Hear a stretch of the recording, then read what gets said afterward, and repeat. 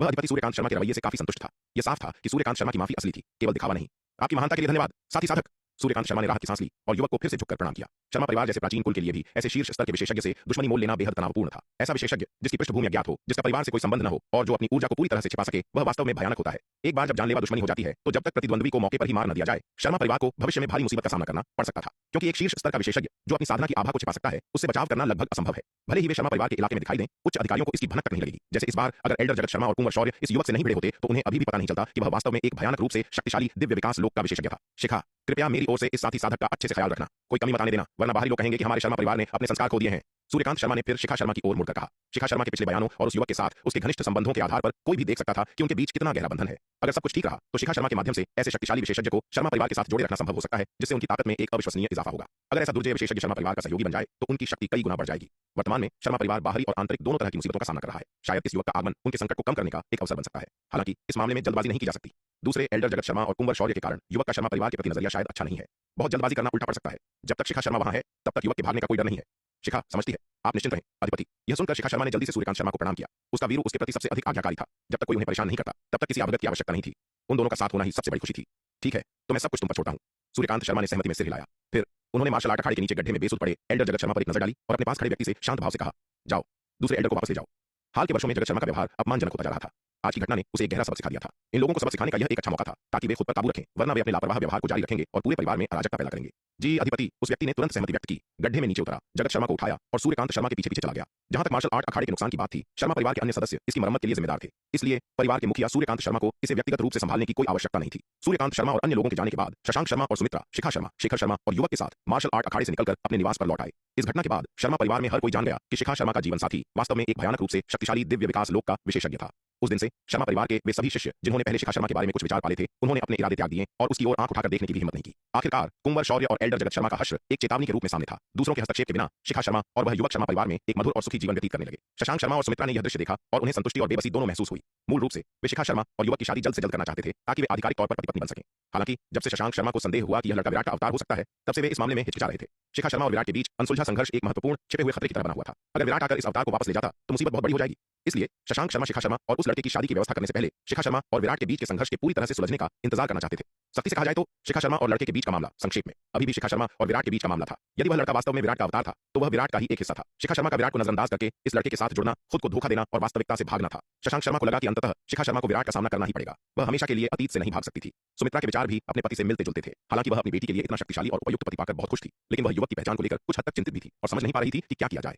उत्तरी महाद्वीप में लोमड़ी कबीले की पैतृक भूमि के ऊपर एक विशाल कछुआ और एक सफेद बाघ आकाश से उतरे। एक साल से अधिक समय तक उड़ने के बाद विराट और उसका समूह अंततः 9 शिखर पर्वत से लोमड़ी कबीले की पैतृक भूमि पर पहुंच गया। इस एक वर्ष के दौरान यात्रा करते समय सभी ने साधना की और उनके साधना स्तर में काफी सुधार हुआ। विशाल कछुआ, जिसे अब कुर्मा कहा जाता था, अर्धचरण दिव्य विकास लोक की सीमा के करीब था। शार्दूल का चरम आरोहण लोक का स्तर पूरी तरह से ठोस हो गया था और विराट द्वारा बड़ी मात्रा में तीसरे संस्करण के नागदंत चावल उपलब्ध कराने के साथ एल्डर तेज का साधना स्तर भी काफी सुधर गया था। उसकी स्थिति को देखते हुए वह दिव्य विकास लोक के मध्य चरण को तोड़ने से ज्यादा दूर नहीं था। यहाँ तक कि राका, हालांकि उसे दिन में केवल एक कटोरा तीसरे संस्करण का नागदंत चावल मिलता था, उसने भी अपनी साधना में काफी प्रगति की थी। पिछले एक साल में जितना अधिक उसने साधना के लिए नागदंत चावल के तीसरे संस्करण का उपयोग किया, उतना ही उसने इसकी चमत्कारी शक्ति को महसूस किया और वह विराट का अनुसरण करने और पूरे मन से उसकी सेवा करने के लिए उतना ही दृढ़ हो गया। यह देखकर कि वे लोमड़ी कबीले की पैतृक भूमि पर पहुंच गए हैं, सबसे ज्यादा उत्साहित राका था। आखिरकार वे अपनी मंजिल पर पहुंच गए थे। कोई बड़ा योगदान देने का उसका अवसर आखिरकार नजदीक आ गया था। एक साल से अधिक समय से वह लगभग हर दिन इस पल का इंतजार कर रहा था। वह लगभग लगातार यह कामना करता था कि वह एल्डर तेज, महारानी रेणुका, कुर्मा और शार्दुल की तरह जितना चाहे उतना नागदंत चावल का तीसरा संस्करण खा सके, बजाय इसके कि उसे हर दिन केवल एक कटोरा मिले। साल भर की यात्रा के दौरान लोमड़ी कबीले की लड़की मोहिनी ने आरोहण लोक के मध्य चरण को तोड़ दिया, जिससे उसकी ताकत काफी बढ़ गई। अपनी बेहतर साधना के साथ वह और भी अधिक आकर्षक हो गई। उसके 9 पूंछ वाली दिव्य लोमड़ी रक्तवंश की शक्तिशाली सम्मोहन क्षमता अपनी पूरी ताकत दिखाने लगी थी। इस दौरान विराट भी व्यस्त था। महान क्षेत्र के मध्य चरण की सीमा तक पहुंचने के अलावा उसने सूर्य तलवार कला के छठे स्तर में भी महारत हासिल कर ली थी। विराट और उसके समूह के आगमन की जानकारी मिलने पर लोमड़ी कबीले की मुखिया महारानी श्वेता ने पहले ही कबीले के उच्च स्तरीय सदस्यों के एक समूह का नेतृत्व करते हुए उनका भव्य स्वागत किया। युवा स्वामी विराट, आप आखिरकार आ गए। मैं दिन रात इंतजार कर रही थी और यह दिन आखिरकार आ गया। महारानी श्वेता आगे बढ़ी, शालीनता से विराट को प्रणाम किया। उनका चेहरा खुशी से चमक रहा था। मुखिया श्वेता, आप बहुत दयालु हैं। विराट ने बदले में प्रणाम किया। उसके सामने खड़ी आश्चर्यजनक रूप से सुंदर महिला के पास एक जन्मजात आकर्षण था, जो हर हरकत के साथ असीम मोहक आभा बिखेर रही थी। उसकी सुंदर पानी जैसी आंखें जो मनमोहक आकर्षण से भरी थीं, मंत्रमुग्ध कर देने वाली थीं। यहाँ तक कि केवल एक मुस्कान या एक शिकन भी किसी को भी दीवाना बनाने के लिए काफी थी। इस सांस रोक देने वाली मोहक सुंदरता को देखते हुए विराट को भी सेहर महसूस किए बिना नहीं रहा गया। हालांकि उसने पहले महारानी श्वेता का आध्यात्मिक अवतार देखा था और उनकी सुंदरता के बारे में जानता था, लेकिन यह उनके वास्तविक रूप की तुलना में फीका था। रूप और आकर्षण दोनों में अवतार महारानी श्वेता से बहुत हीन था। विराट खुद को अपेक्षाकृत मजबूत इच्छा शक्ति वाला मानता था, जिसके पास सुंदरता के प्रलोभनों के लिए उल्लेखनीय प्रतिरोध था। फिर भी इस स्वाभाविक रूप से मोहक सुंदरता का सामना करते हुए उसने अपने संकल्प में थोड़ी कंपन महसूस की। इतने साल हो गए थे जब ऐसा कुछ हुआ था। विराट ने जल्दी ही खुद को संभाला। अपने सामने खड़ी आश्चर्यजनक सुंदरता को देखते हुए वह हैरान और सतर्क दोनों था। ऐसा लगता था कि यह महिला उसकी कल्पना से कहीं अधिक भयानक थी। अपने कोमल और नाजुक रूप के बावजूद वह एक सच्ची मध्यचरण दिव्य विकास लोक विशेषज्ञ थी। चाहे वह कितनी भी मासूम क्यों न दिखे, वह इस तथ्य को नहीं छिपा सकती थी कि वह एक भयानक रूप से शक्तिशाली विशेषज्ञ थी। उसे सावधान रहना था कि वह उसके दिखावे से मूर्ख न बने, कहीं ऐसा न हो कि वह गच्चा खा जाए। राका और एल्डर तेज ने स्वाभाविक रूप से मोहक महारानी श्वेता को देखा। उनकी आंखों में इच्छा की आग जल रही थी। महारानी श्वेता बस बहुत ही सुंदर थी। उनके उत्तरी महाद्वीप में वह निस्संदेह दानव जाति की सबसे सुंदर महिला थी। उत्तरी महाद्वीप में ऐसा कोई भी पुरुष दानव नहीं था जो महारानी श्वेता पर मोहित न हो। एल्डर तेज और राका भी इसके अपवाद नहीं थे। हालांकि क्योंकि महारानी श्वेता खुद दिव्य विकास लोक के मध्य चरण की एक शीर्ष स्तरीय विशेषज्ञ थी और वह आमतौर पर लोमड़ी कबीले की पैतृक भूमि में रहती थी और लोमड़ी कबीले के विभिन्न शक्तिशाली तरीकों पर भरोसा करती थी, इसलिए अन्य शक्तिशाली दानव चाहे वे उसे कितना भी चाहते हों, उसका कुछ भी बिगाड़ना मुश्किल पाते थे। भेड़िया कबीला जो लोमड़ी कबीले के क्षेत्र की सीमा पर था, केवल लोमड़ी कबीले की भूमि पर आक्रमण करके महारानी श्वेता को समर्पण करने के लिए मजबूर करना चाहता था। लेकिन लोमड़ी कबीले की पैतृक भूमि की विभिन्न सुरक्षाओं को तोड़ना और पैतृक गुफा में घुसना कोई आसान काम नहीं था, यहाँ तक कि शक्तिशाली भेड़िया कबीले के लिए भी। इसलिए हालांकि महारानी श्वेता एक कठिन परिस्थिति में थी, वह वर्षों से अपनी पवित्रता बनाए रखने में कामयाब रही थी। एल्डर तेज और राका हालांकि अपने सामने की आश्चर्यजनक सुंदरता से गहराई से प्रभावित थे, लेकिन उन्होंने अपनी आंखों में इच्छा की केवल एक क्षणिक चमक दिखाई और फिर जल्दी से शांत हो गए, क्योंकि उन्हें पहले ही याद आ गया था कि दानव जाति की यह सबसे खूबसूरत महिला भविष्य में विराट की महिला बनने की बहुत संभावना रखती थी और वे अब विराट के अधीनस्थ थे। उनका जीवन उसके हाथों में था। अपने युवा स्वामी की महिला के बारे में ऐसे विचार रखना सीधे मौत को बुलावा देना था। इसलिए एल्डर तेज और राका ने केवल महारानी श्वेता को एक नजर देखा और फिर जल्दी से अपनी निगाहें हटा लीं। उन्हें और देखने की हिम्मत नहीं की। महारानी रेणुका ने महारानी श्वेता पर एक नजर डाली। अपने सामने इस स्वाभाविक रूप से सुंदर महिला को देखा। अपनी सुंदरता में आत्मविश्वास होने के बावजूद वह ईर्ष्या की एक टीस और थोड़ी जलन महसूस किए बिना नहीं रह सकी। हम क्या मोहिनी है। महारानी रेणुका मन ही मन फुफकारने से खुद को नहीं रोक सकी। सच में अगर केवल उपस्थिति के मामले में देखा जाए तो वह और महारानी श्वेता समान रूप से सुंदर थीं। यह कहना मुश्किल था कि कौन बेहतर था। हालांकि महारानी रेणुका का स्वभाव गरिमामय शालीनता की ओर अधिक झुका हुआ था, जो उन्हें देखने वालों में सम्मान जगाता था और किसी भी अनादर के विचार को रोकता था। दूसरी ओर महारानी श्वेता के पास एक प्राकृतिक आकर्षण था जो हर कदम के साथ एक घातक जादू बिखेरता था। उसकी हर मुस्कान और शिकन लोगों को पागल करने में सक्षम थी, जिससे वे अनियंत्रित रूप से उसकी ओर खींचे चले आते थे। मनमोहक आकर्षण और प्रलोभन के मामले में यहाँ तक कि महारानी रेणुका भी महारानी श्वेता का मुकाबला नहीं कर सकती थी। विराट को प्रणाम करने के बाद महारानी श्वेता ने फिर महारानी रेणुका, राका, एल्डर तेज, कुर्मा और शार्दुल के साथ अभिवादन का आदान प्रदान किया। ये सभी लोग दुर्जय विशेषज्ञ थे। अंततः वे भेड़िया कबीले और भालू कबीले के खिलाफ लड़ाई में महत्वपूर्ण होंगे, इसलिए महारानी श्वेता स्वाभाविक रूप से लापरवाह होने की हिम्मत नहीं कर सकती थी। महारानी रेणुका, राका, एल्डर तेज और अन्य ने विनम्रतापूर्वक अभिवादन का उत्तर दिया। महारानी रेणुका यद्यपि गुप्त रूप से ईर्ष्यालु थीं, उचित शिष्टाचार की उपेक्षा नहीं कर सकती थीं। जहां तक राका और एल्डर तेज की बात थी, वे महारानी श्वेता के प्रति अपमानजनक होने की हिम्मत नहीं कर सकते थे। यह महिला भविष्य में युवा स्वामी की महिला बनने की बहुत संभावना रखती है। यदि कोई उसे नाराज करता है तो उसे केवल उसके कान में कुछ शब्द फुसफुसाने की जरूरत है और वे अंतहीन कष्ट भोगेंगे। जहां तक शार्दुल और कुर्मा की बात है, कहने की जरूरत नहीं है। उनके बॉस का जोरू का गुलाम होना तलवार संप्रदाय में व्यावहारिक रूप से सामान्य ज्ञान है। तलवार संप्रदाय में आप किसी से भी पंगा ले सकते हैं, लेकिन आप बॉस की महिला से पंगा नहीं ले सकते। इसलिए महारानी श्वेता के सामने उन दोनों ने एक प्यारा और मासूम होने का नाटक किया। यह कोई संकेत नहीं दिया कि ये दोनों वास्तव में भयानक प्राणी हैं जिनकी युद्ध शक्ति दिव्य विकास लोक विशेषज्ञ के बराबर है। अभिवादन के आदान प्रदान के बाद महारानी श्वेता ने सभी का लोमड़ी कबीले की पैतृक भूमि में स्वागत किया और उनके स्वागत के लिए एक भव्य भोज का आयोजन किया। भोज में विराट ने महारानी श्वेता से लोमड़ी कबीले, भेड़िया कबीले और भालू कबीले के बारे में विस्तार से पूछताछ की। हालांकि उसने पहले ही एल्डर तेज से लोमड़ी कबीले, भेड़िया कबीले और भालू कबीले के बारे में बहुत कुछ जान लिया था और आमतौर पर इन तीन ताकतों की ताकत जानता था। अन्यथा वह चंपा, मोहिनी और महारानी रेणुका को लोमड़ी कबीले की पैतृक भूमि तक ले जाने का जोखिम नहीं उठाता। हालांकि भले ही विराट ने एल्डर तेज से सामान्य स्थिति जान ली थी, फिर भी वह सतर्क रहा और महारानी श्वेता से विवरण के बारे में पूछताछ जारी रखी। आखिरकार लोमड़ी कबीले ने कई वर्षों तक भेड़िया कबीले और भालू कबीले के साथ व्यवहार किया था और लोमड़ी कबीले की नेता के रूप में महारानी श्वेता को इन कबीलों के बारे में कुछ ऐसा ज्ञान हो सकता था जो एल्डर तेज प्राप्त नहीं कर सका था। आगे उसे दो दुर्जय शत्रुओं का सामना करना पड़ा, भेड़िया कबीला और भालू कबीला। स्वाभाविक रूप से उसे उनकी ताकत और कमजोरियों को अच्छी तरह से समझने की जरूरत थी। ऐसे शक्तिशाली शत्रुओं का सामना करते हुए विराट ने उन्हें कभी कम नहीं आंका। यकीनन उसे एल्डर तेज की तुलना में महारानी श्वेता से अधिक विस्तृत जानकारी प्राप्त हुई। हालांकि एल्डर तेज के पास कई चैनल थे और वह एक स्वाभाविक खुफिया जानकार था, लेकिन उसका व्यापक नेटवर्क भी लोमड़ी कबीले द्वारा जुटाई गई जानकारी के खजाने का मुकाबला नहीं कर सकता था, जिन्होंने अनगिनत वर्षों से भेड़िया और भालू कबीले के साथ व्यवहार किया था। भालू और भेड़िया कबीले 5 महान दानव कुलों में से थे जिनके पास अपार शक्ति थी। उत्तरी महाद्वीप के दानव कुलों के बीच 5 महान दानव कुल राक्षस दरबार के बाद दूसरे स्थान पर थे। शक्ति सिंधु महाद्वीप के दानव कुलों के बीच सबसे शक्तिशाली ताकत नाम मात्र का सर्वोच्च शासक राक्षस दरबार था, जिसके शासन के तहत सभी दानव कुल नाम मात्र के लिए अधीन थे। दानव कुलों के बीच राक्षस दरबार की स्थिति वैसी ही थी जैसी मानव जाति के बीच दाव संघ की थी। राक्षस दरबार के तहत 5 प्रमुख दानव कुल मानव जाति के 3 प्राचीन कुलीन परिवारों के समान थे। हालांकि नाम मात्र के लिए वे राक्षस दरबार के अधिकार क्षेत्र में थे, उनके पास काफी स्वायत्तता थी। वे अनिवार्य रूप से क्षेत्रीय सरदारों के रूप में कार्य करते थे। जबकि ये 5 दानव कुल अविश्वसनीय रूप से शक्तिशाली हैं, वे जानबूझकर राक्षस दरबार का विरोध नहीं करते हैं। यदि वे एकजुट हो जाते तो वे शायद राक्षस दरबार का मुश्किल से मुकाबला कर पाते, लेकिन कोई भी एक कबीला इसे हराने की संभावना नहीं रखता था। भेड़िया कबीला और भालू कबीला 5 दानव कुलों में 2 सबसे निचले स्तर की ताकतें हैं। हालांकि उनकी निचली रैंकिंग का मतलब यह नहीं है कि वे कमजोर हैं। यहाँ तक कि 5वें स्थान पर रहने वाले भेड़िया कबीले में भी 3 मध्य चरण दिव्य विकास लोक विशेषज्ञ और 12 प्रारंभिक चरण दिव्य विकास लोक विशेषज्ञ हैं। आरोहण लोक के भेड़ियों की संख्या और भी अधिक है, जो 30,000 की चौंका देने वाली संख्या तक पहुंचती है। यह एक अतुलनीय रूप से शक्तिशाली बल है। यह ध्यान देने योग्य है कि इतने वर्षों के तेजी से विकास के बाद भी दिव्य पवन महल में केवल 13 प्रारंभिक चरण दिव्य विकास लोक विशेषज्ञ हैं। हालांकि आरोहण लोक योद्धाओं की संख्या के मामले में दिव्य पवन महल में भेड़िया कबीले से 2 गुने योद्धा हैं, जो 60,000 तक पहुंचते हैं। यदि हम भेड़िया कबीले के 3 अविश्वसनीय रूप से शक्तिशाली मध्य चरण दिव्य विकास लोक विशेषज्ञों को बाहर करते हैं तो उनकी ताकत वास्तव में दिव्य पवन महल के बराबर है। लेकिन अगर हम इन 3 मध्य चरण दिव्य विकास लोक विशेषज्ञों को शामिल करते हैं तो भेड़िया कबीले की ताकत दिव्य पवन महल से कहीं अधिक है। हालांकि चूंकि भेड़िया कबीले के 3 शीर्ष मध्य चरण दिव्य विकास लोक विशेषज्ञों में से एक राका को उसके द्वारा अधीन कर लिया गया है, भेड़िया कबीले के पास केवल 2 मध्य चरण दिव्य विकास लोक विशेषज्ञ बचे हैं। उसी तरफ राका के अलावा महारानी श्वेता भी है, जो मध्य चरण दिव्य विकास लोक में भी है। विशाल कछुआ ने भी 1 साल से अधिक की साधना के बाद अपनी ताकत में काफी सुधार किया है और उसे एक शक्तिशाली मध्य चरण दिव्य विकास लोक योद्धा योद्धा माना जा सकता है। इस प्रकार उसके पास 3 मध्य चरण दिव्य विकास लोक योद्धा हैं जो भेड़िया कबीले से एक अधिक है। इसलिए कुल ताकत के मामले में विराट भेड़िया कबीले से नहीं डरता। विराट भालू कबीले की ताकत से काफी सावधान था। भालू कबीला भेड़िया कबीले से भी अधिक मजबूत था, जिसमें 5 मध्य चरण दिव्य विकास लोक विशेषज्ञ, 17 प्रारंभिक चरण दिव्य विकास लोक विशेषज्ञ और 50,000 आरोहण लोक योद्धा थे, जबकि भालू कबीले के प्रारंभिक चरण और आरोहण लोक योद्धाओं की संख्या प्रबंधनीय थी। आखिरकार दिव्य पवन महल और कनिष्क संघ में प्रारंभिक चरण दिव्य विकास लोक विशेषज्ञों की संयुक्त संख्या 19 थी, जो भालू कबीले से कम नहीं थी। तलवार संप्रदाय शीर्ष स्तरीय मध्य चरण दिव्य विकास लोक योद्धाओं के मामले में भालू कबीले से थोड़ा हीन था। हालांकि लोमड़ी कबीला विराट की कल्पना से भी कमजोर था। महारानी श्वेता एक मध्य चरण दिव्य विकास लोक विशेषज्ञ के अलावा अन्य क्षेत्रों में लोमड़ी कबीले की ताकत बस भयावह थी। पूरा लोमड़ी कबीला दिव्य पवन महल से कमजोर था और यहां तक कि कनिष्क संघ से भी हीन था। मुखिया श्वेता, आपके लोमड़ी कबीले की ताकत इतनी कमजोर कैसे है? सभी पक्षों की ताकत समझने के बाद विराट पूछने से खुद को नहीं रोक सका। 1000 साल पहले हमारे लोमड़ी कबीले और भेड़िया कबीले ने एक महान युद्ध लड़ा था, जिसमें भारी नुकसान हुआ था। इसके अलावा पिछले 1000 वर्षों में भालू कबीले ने अनगिनत कुलीन शिष्यों को नुकसान पहुंचाया है, जिससे कबीले की प्रतिभा का खजाना कम हो गया है। इसलिए इसने हमारे लोमड़ी कबीले की वर्तमान स्थिति को जन्म दिया है। महारानी श्वेता ने उदास भाव से कहा, यदि यह स्थिति नहीं बदलती है और इसी तरह जारी रहती है तो मुझे डर है कि हमारे लोमड़ी कबीले का पतन दूर नहीं है।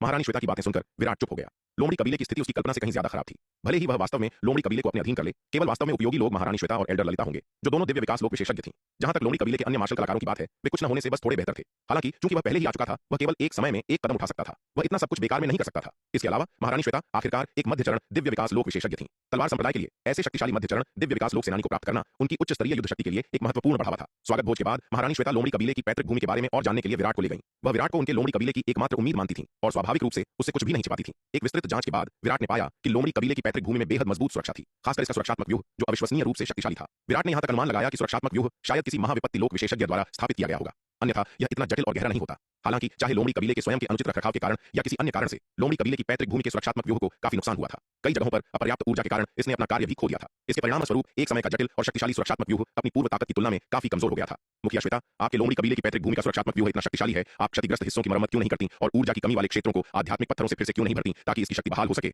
आप इसे इस तरह सड़ने की अनुमति क्यों देती हैं? पूरी लोमड़ी कबीले की पैतृक भूमि का दौरा करने के बाद विराट आखिरकार अपने सवालों को रोक नहीं सका और उसने उत्सुकता से महारानी श्वेता से पूछा, यदि लोमड़ी कबीले की पैतृक भूमि के सुरक्षात्मक व्यूह के एक हिस्से की भी मरम्मत की जाती तो यह देर से चरण या यहां तक कि चरम दिव्य विकास लोक विशेषज्ञों के हमलों का सामना करने के लिए पर्याप्त से अधिक होता। लोमड़ी कबीला इतना कमजोर कैसे हो सकता है कि उसे सताया जा रहा हो? युवा स्वामी विराट, आप शायद यह नहीं जानते होंगे, लेकिन कहा जाता है कि इस लोमड़ी कबीले का भव्य निर्माण हमारे कबीले के सबसे शक्तिशाली पूर्वज एक पारलौकिक क्षेत्र विशेषज्ञ द्वारा स्थापित किया गया था। ऐसा जटिल गठन पहले से ही काफी उल्लेखनीय है। हम अक्षम वंशज मुश्किल से इसे नियंत्रित कर सकते हैं और इसकी शक्ति का एक अंश ही निकाल सकते हैं। हमारे पास इतने जटिल और गहरे गठन की मरम्मत करने की क्षमता कैसे हो सकती है? महारानी श्वेता ने बेबसी से कहा। अगर वह इस सुरक्षात्मक गठन की मरम्मत करना जानती तो उनका लोमड़ी कबीला ऐसी स्थिति में नहीं गिरता। महारानी श्वेता की बातें सुनकर विराट को आखिरकार समझ आ गया। ऐसा नहीं था कि लोमड़ी कबीला सुरक्षात्मक गठन की मरम्मत नहीं करना चाहता था, यह बस इतना था कि उनके पास क्षमता की कमी थी।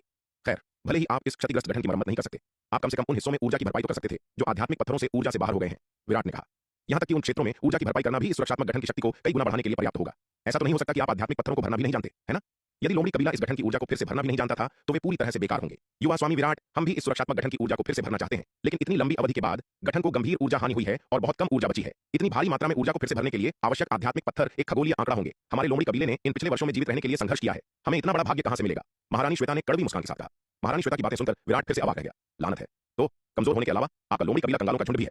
यह सोचकर विराट को अचानक दांतों में दर्द महसूस हुआ। उसे अचानक एहसास हुआ कि लोमड़ी कबीले की पैतृक भूमि की यह यात्रा एक बुरा सौदा लग रही थी। लानत है, पूरा लोमड़ी कबीला महारानी श्वेता को छोड़कर व्यावहारिक रूप से कमजोर लोगों का झुंड था और न केवल वे कमजोर थे, वे पैसे के मामले में भी कंगाल थे। लोमड़ी कबीले की मदद करने के बाद उसे बस महारानी श्वेता मिली, जो एक मध्य चरण दिव्य विकास लोक सेनानी थी। ऐसा लग रहा था कि उसने कुछ और हासिल नहीं किया। विराट लंबे समय तक अवाक रहा और आखिरकार उसने पूछा, चूंकि आप सब इतने गरीब हैं तो आप अभी भी यहाँ क्यों रह रहे हैं? इस जीर्ण शीर्ण जगह की रखवाली करने और भेड़िया कबीले और भालू कबीले दोनों से खतरों का सामना करने के बजाय आप बस यहाँ से चले क्यों नहीं जाते? विराट के सीधे शब्दों को सुनकर महारानी श्वेता का चेहरा लाल हो गया। हालांकि उनका लोमड़ी कबीला वास्तव में पैसे के लिए तंग था, लेकिन यह पहली बार था जब किसी ने खुले तौर पर उसे गरीब कहा था। आखिरकार उसके जैसी खूबसूरत लोमड़ी कबीले की महिला के सामने ज्यादातर लोग उसे खुश करने में इतने व्यस्त रहते थे कि वे खुले तौर पर उसकी गरीबी की आलोचना नहीं करते थे। विराट ने न केवल इसे सीधे कहा, बल्कि उसके तिरस्कारपूर्ण भाव ने व्यावहारिक रूप से चिल्लाकर कहा, तुम कंगालों का झुंड हो। युवा स्वामी विराट, ऐसा नहीं है कि हम जाना नहीं चाहते, यदि संभव हो तो मैं वास्तव में लंबे समय से अपने लोगों के साथ जाना चाहती थी। महारानी श्वेता ने बेबसी से कहा। हालांकि हमारा लोमड़ी कबीला उत्तरी महाद्वीप में करोड़ों वर्षों से एक वंश रहा है। हालांकि हाल के वर्षों में भेड़िया और भालू कबीलों के प्रकोप के कारण हमारी संख्या कम हो गई है, फिर भी हमारे पास सदस्यों की काफी संख्या है। यदि केवल कुछ दर्जन या कुछ 100 लोग जाते हैं तो शायद ज्यादा ध्यान आकर्षित न हो, लेकिन अगर पूरा लोमड़ी कबीला स्थानांतरित होता है तो हंगामा बहुत बड़ा होगा। एक बार जब भेड़िया और भालू कबीले को इसका पता चल जाएगा तो वे क्या करेंगे? वे हमें इतनी आसानी से कैसे जाने दे सकते हैं? वे हमें निश्चित रूप से रोकेंगे। लोमड़ी कबीले की पैतृक भूमि में रहकर पैतृक भूमि के सुरक्षात्मक व्यूह पर भरोसा करते हुए हम मुश्किल से जीवित रह सकते हैं, लेकिन एक बार जब हम पैतृक भूमि को छोड़ देते हैं तो सुरक्षात्मक व्यूह के संरक्षण के बिना हमारे लोमड़ी कबीले के पास भेड़िया कबीले और भालू कबीले का विरोध करने की कोई शक्ति नहीं होगी। हम केवल खाए जाएंगे और पूरी तरह से भेड़िया कबीले या भालू कबीले के जागीरदार बनकर रह जाएंगे। हमारे लोमड़ी कबीले के सदस्य उनके खिलौने बन जाएंगे। मुखिया के रूप में मैं यह कैसे देख सकती हूँ? तो मुखिया श्वेता, लोमड़ी कबीले को मेरे तलवार संप्रदाय के अधीन करने से क्या आप मेरे तलवार संप्रदाय का जागीरदार बनने, मेरे तलवार संप्रदाय का खिलौना बनने से नहीं डरती? विराट ने यह सुनकर मुस्कुराते हुए पूछा। विराट के शब्द सुनकर महारानी श्वेता का चेहरा फिर से लाल हुए बिना नहीं रह सका। यह आदमी, जैसा कि उम्मीद थी, केवल उसकी सुंदरता के कारण लोमड़ी कबीले की मदद करने को तैयार था। ठीक है, क्योंकि बात यहां तक आ गई है, मैं केवल अपने भाग्य को स्वीकार कर सकती हूँ। खुद को विराट को सौंपना उन गंदे भालू या भेड़िया कबीलों के हाथों में पड़ने से बेहतर है। कम से कम विराट सुंदर है और आंखों को बहुत अधिक भाता है। मैंने हमेशा सुना है कि युवा स्वामी विराट वीर, नेक और एक सच्चे सम्मानित व्यक्ति हैं। इसके अलावा तलवार संप्रदाय की प्रतिष्ठा अत्यंत ही धर्मपरायण है। निश्चित रूप से वे हम बेचारी कमजोर महिलाओं के साथ भेड़िया और भालू कबीलों जैसा व्यवहार नहीं करेंगे। महारानी श्वेता ने गहरी सांस ली, अंततः अपना सिर उठाकर सीधे विराट की आंखों में देखा। उनकी निगाहें दृढ़ थीं। विराट की मदद मांगना उसका कोई अंधा फैसला नहीं था। यह निर्णय लेने से पहले उसने विभिन्न माध्यमों से विराट और तलवार संप्रदाय के बारे में अच्छी तरह से जांच की थी और सीखा था। उसे मिली जानकारी के अनुसार भले ही विराट लालची और रसिक था, लेकिन वह वीर, नेक और एक सच्चा सम्मानित व्यक्ति भी था। इसके अलावा तलवार संप्रदाय की प्रतिष्ठा बेहद बेदाग है। इसके नियम कमजोरों को सताने, निर्दोषों को मारने या लाचारों पर अत्याचार करने से बिल्कुल मना करते हैं। इसके अलावा जबकि विराट रसिक हो सकता है, वह सिद्धांतों वाला व्यक्ति है और कभी भी अन्य महिलाओं को अपने अधीन करने के लिए मजबूर नहीं करेगा। उदाहरण के लिए 9 शिखर पर्वत का लोमड़ी कबीला जब से तलवार संप्रदाय के अधीन आया है, कभी भी किसी एक लोमड़ी महिला को नुकसान नहीं पहुंचाया गया। इसलिए महारानी श्वेता की नजर में विराट एक आकर्षक लेकिन अभद्र व्यक्ति नहीं है। वह रसिक है, लेकिन स्वाद और संस्कार के साथ। ऐसा व्यक्ति उनके लोमड़ी कबीले के भरोसे के लायक है। यही कारण है कि वह विराट के चरित्र और तलवार संप्रदाय के सिद्धांतों को समझती है कि महारानी श्वेता ने इतनी आत्मविश्वास से उसकी मदद मांगी। अन्यथा यदि यह 3 प्राचीन कुलीन परिवारों में से एक ठाकुर परिवार जैसी मानव शक्ति होती, तो महारानी श्वेता इतना सहज होने की हिम्मत नहीं करती। उन मानव शक्तियों के तरीकों को देखते हुए यदि लोमड़ी कबीला स्वेच्छा से आत्मसमर्पण करने की हिम्मत करता, तो वे केवल खुद को भेड़ियों के पास भेज रहे होते और शायद भेड़िया और भालू कबीलों के हाथों में पड़ने से भी बदतर भाग्य का सामना करना पड़ता। हा, मुखिया श्वेता की वास्तव में गहरी अंतर्दृष्टि है। ऐसा व्यक्ति मिलना दुर्लभ है जो मुझे इतनी अच्छी तरह समझता हो। श्वेता के शब्द सुनकर विराट दिल खोलकर हंसा। उसका चेहरा खुशी से चमक उठा। दूसरे लोग या तो हमेशा उसे एक कामुक व्यक्ति या जोरू का गुलाम समझते थे, कभी यह महसूस नहीं करते थे कि आज आखिरकार उन्हें एक ऐसा हमदर्द मिला है जो उसे एक वीर, नेक और सम्मानित व्यक्ति के रूप में जानता है। शायद ही कभी ऐसा हमदर्द मिलने पर विराट को उससे जल्दी न मिलने का मलाल हुआ। उस पल उसके सामने खड़ी आश्चर्यजनक रूप से सुंदर महिला अचानक आंखों को बहुत अधिक भाने लगी। मुखिया श्वेता, निश्चिंत रहें, अब जब मैं यहाँ हूँ तो मैं निश्चित रूप से हाथ पर हाथ धरे नहीं बैठूंगा जबकि लोमड़ी कबीला पीड़ित है। अब से लोमड़ी कबीले के मामले मुझ पर छोड़ दें। विराट ने महारानी श्वेता से असीम गर्व के साथ कहा। धन्यवाद युवा स्वामी विराट, पूरे लोमड़ी कबीले की ओर से मैं आपकी महान दयालुता के लिए अपना गहरा आभार व्यक्त करती हूँ। महारानी श्वेता ने खुशी से कहा। उसने फिर शालीनता से विराट को प्रणाम किया, एक गहरा और सम्मानजनक सलाम किया। हालांकि जबकि महारानी श्वेता बहुत खुश थी, वह कुछ हद तक हैरान होने से खुद को नहीं रोक सकी। सोच रही थी कि विराट का रवैया अचानक इतना क्यों बदल गया। बस कुछ ही पल पहले विराट ने स्पष्ट रूप से लोमड़ी कबीले के प्रति तिरस्कार दिखाया था, उनकी कमजोरी और गरीबी की आलोचना की थी, लेकिन अब वह अचानक इतना सहमत हो गया था जिससे वह पूरी तरह से हैरान रह गई। कोई बात नहीं, जब तक विराट उनकी मदद करने को तैयार था, किसे परवाह थी कि उसके कारण क्या थे। इसके अलावा वह पहले ही सब कुछ दांव पर लगा चुकी थी। यदि विराट उसे चाहता तो वह किसी भी समय अपनी पवित्रता अर्पित करने के लिए तैयार थी। उसने सबसे बुरे के लिए भी तैयारी कर ली थी। डरने की क्या बात थी। लोमड़ी कबीले की स्थिति को समझने के बाद विराट ने विभिन्न योजनाएं बनानी शुरू कर दी। आखिरकार भेड़िया और भालू कबीलों को कम करके नहीं आंका जाना था। वह ऐसे शक्तिशाली दुश्मनों के खिलाफ लापरवाह होने की हिम्मत नहीं करता था। चूंकि उसने लोमड़ी कबीले की मदद करने का फैसला किया था, तो स्वाभाविक रूप से उसे पूरी तरह से तैयार रहने की जरूरत थी। सबसे पहले विराट ने लोमड़ी कबीले की पैतृक भूमि में एक टेलीपोर्टेशन व्यूह स्थापित किया जो दक्षिणी महाद्वीप से जुड़ता था। इस टेलीपोर्टेशन व्यूह के साथ वह आवश्यकता अनुसार हमला या बचाव कर सकता था। यदि वे हमला करना चाहते थे तो वे आसानी से दक्षिणी महाद्वीप से बड़ी संख्या में दिव्य विकास लोक विशेषज्ञों को उनकी सहायता के लिए बुला सकते थे और यहां तक कि तलवार संप्रदाय की पूरी सेना को भी ला सकते थे। यदि दुश्मन बहुत मजबूत था और स्थिति प्रतिकूल हो गई, तो वह पूरे लोमड़ी कबीले को वापस दक्षिणी महाद्वीप ले जा सकता था। उत्तरी और दक्षिणी महाद्वीप विशाल मध्य महाद्वीप द्वारा अलग किए गए थे। भेड़िया और भालू कबीले संभवतः दक्षिणी महाद्वीप में उनसे लड़ने के लिए पूरे मध्य महाद्वीप को पार नहीं कर सकते थे। इसके अलावा भले ही भेड़िया और भालू कबीले वास्तव में दक्षिणी महाद्वीप में उनसे लड़ने के लिए दृढ़ संकल्पित थे, फिर भी उन्हें पूरे विशाल मध्य महाद्वीप को पार करना होगा। एक यात्रा जिसमें उन्हें दशकों या सदियों का समय लगने की संभावना थी। इतने लंबे समय में जब तक वे दक्षिणी महाद्वीप पहुंचते, तलवार संप्रदाय की ताकत एक अकल्पनीय स्तर तक बढ़ चुकी होती। उनके लिए दक्षिणी महाद्वीप जाने की हिम्मत करना आत्महत्या के समान होगा। टेलीपोर्टेशन व्यूह स्थापित करने के बाद विराट ने पहले इसका उपयोग दक्षिणी महाद्वीप लौटने के लिए किया। वहां उसने अपने निर्मल अवतार से 60 से अधिक जन्मजात जादुई खजाने और 10,000 से अधिक 9वीं श्रेणी के जादुई खजाने प्राप्त किए, जो एल्डर योगिता ने गिरीश को 200 बिलियन जिन नागदंत चावल बेचकर प्राप्त किए थे। जन्मजात और 9वीं श्रेणी के जादुई खजानों की इतनी बड़ी मात्रा प्राप्त करने के बाद विराट ने उत्तरी महाद्वीप में लोमड़ी कबीले की पैतृक भूमि में लौटने के लिए टेलीपोर्टेशन व्यूह का उपयोग किया, ताकि कबीले के सुरक्षात्मक व्यूह की मरम्मत की जा सके। लोमड़ी कबीले की पैतृक भूमि का यह सुरक्षात्मक व्यूह अत्यंत गहरा और जटिल था।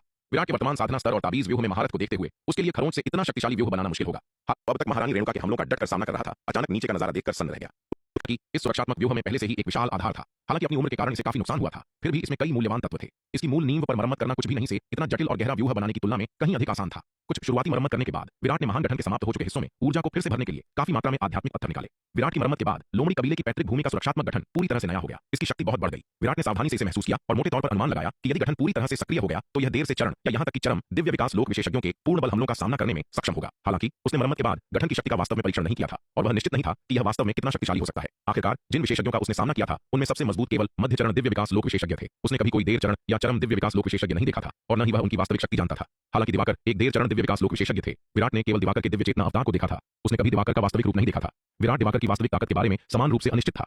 विराट को कबीले के सुरक्षात्मक व्यूह को पूरी तरह से नया करते देख महारानी श्वेता आश्चर्यचकित और प्रसन्न दोनों थीं। उसने तुरंत व्यूह का नियंत्रण केंद्र विराट को सौंप दिया और उसका नियंत्रण त्याग दिया। हालांकि नियंत्रण केंद्र का अध्ययन करने के बाद विराट ने इसे महारानी श्वेता को लौटा दिया। युवा स्वामी विराट, आप क्या कर रहे हैं? महारानी श्वेता ने हैरान होकर विराट की ओर देखते हुए पूछा। वह उसके इरादों को नहीं समझ पाई। यह सुरक्षात्मक गठन आखिरकार आपके लोमड़ी कबीले की पैतृक भूमि का गठन है। यह आपके लोमड़ी कबीले की मुखिया के लिए इसे नियंत्रित करना अधिक उचित है, विराट ने समझाया। इसके अलावा आपकी ताकत मेरी तुलना में कहीं अधिक है। यदि आप इसे चलाती हैं तो आप इसकी पूरी शक्ति को उजागर करने में सक्षम होंगी।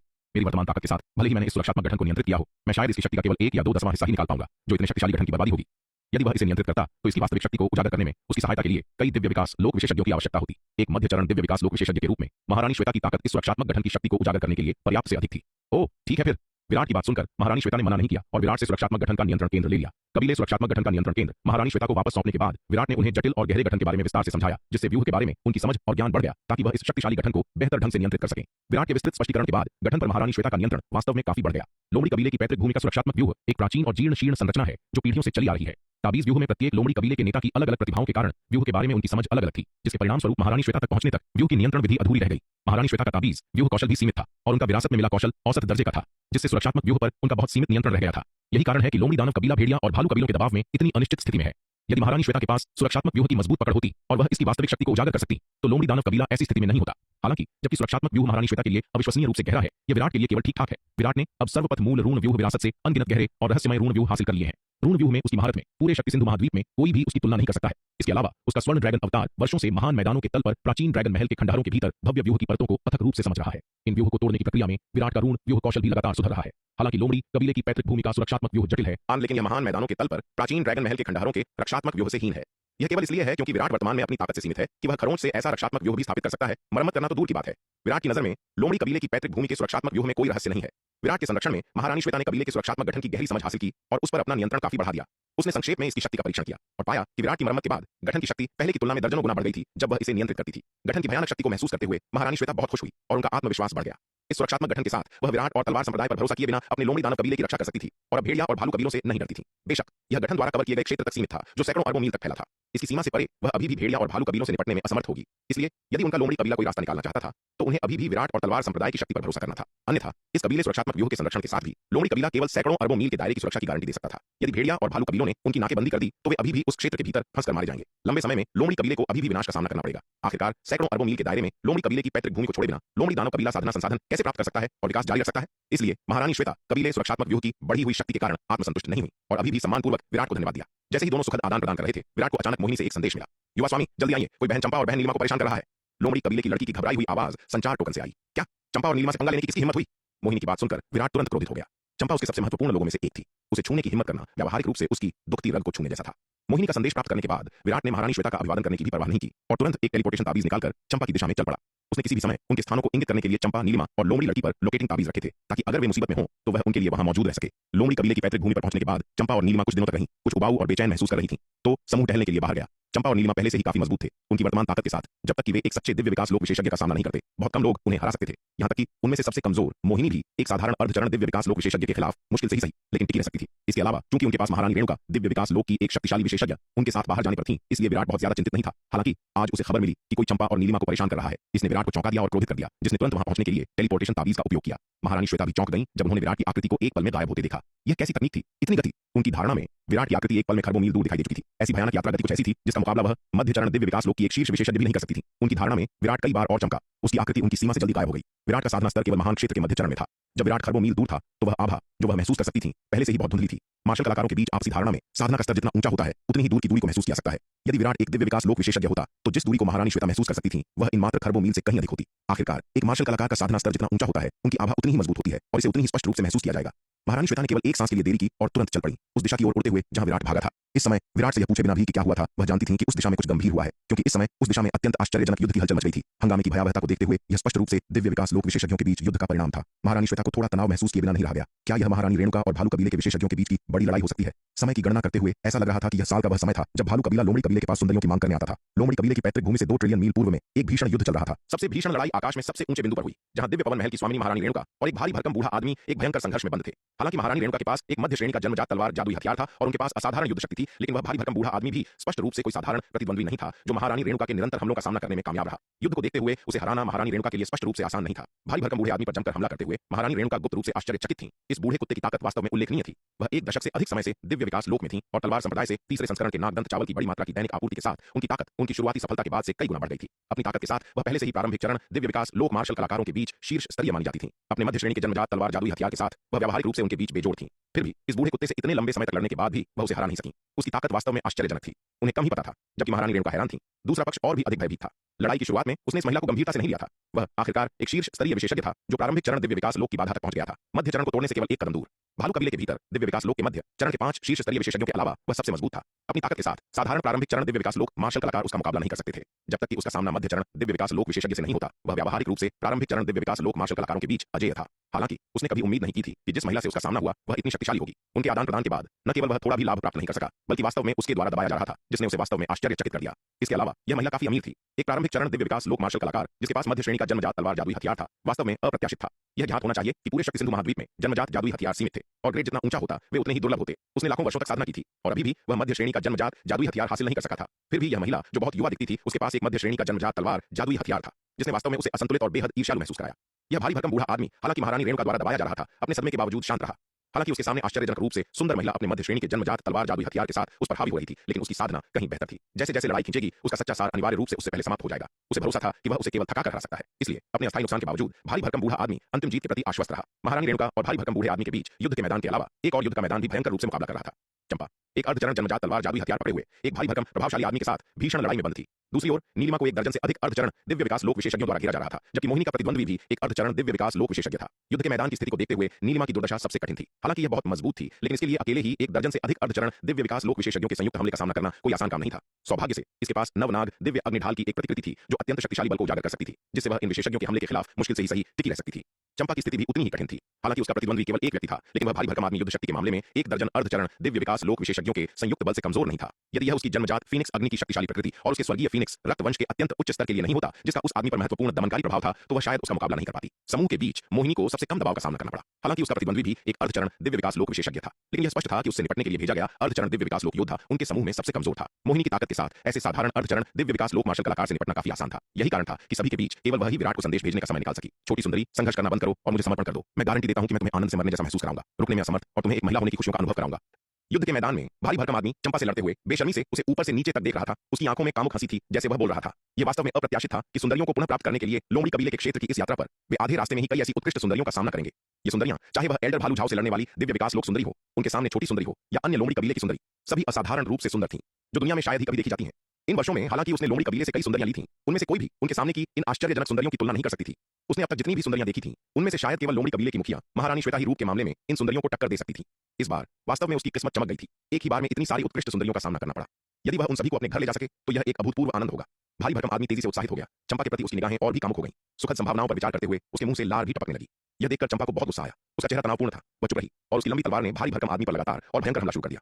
वाह, यह छोटी सुंदरी काफी उग्र है, लेकिन मुझे यह पसंद है। भारी भरकम आदमी, जो थोड़ा असावधान हो गया था और चंपा द्वारा लगभग घायल हो गया था, उसने जल्दी से अपना संयम हासिल कर लिया और लड़ाई पर ध्यान केंद्रित किया। हालांकि वह फिर भी चंपा का मौखिक रूप से फायदा उठाने का विरोध नहीं कर सका।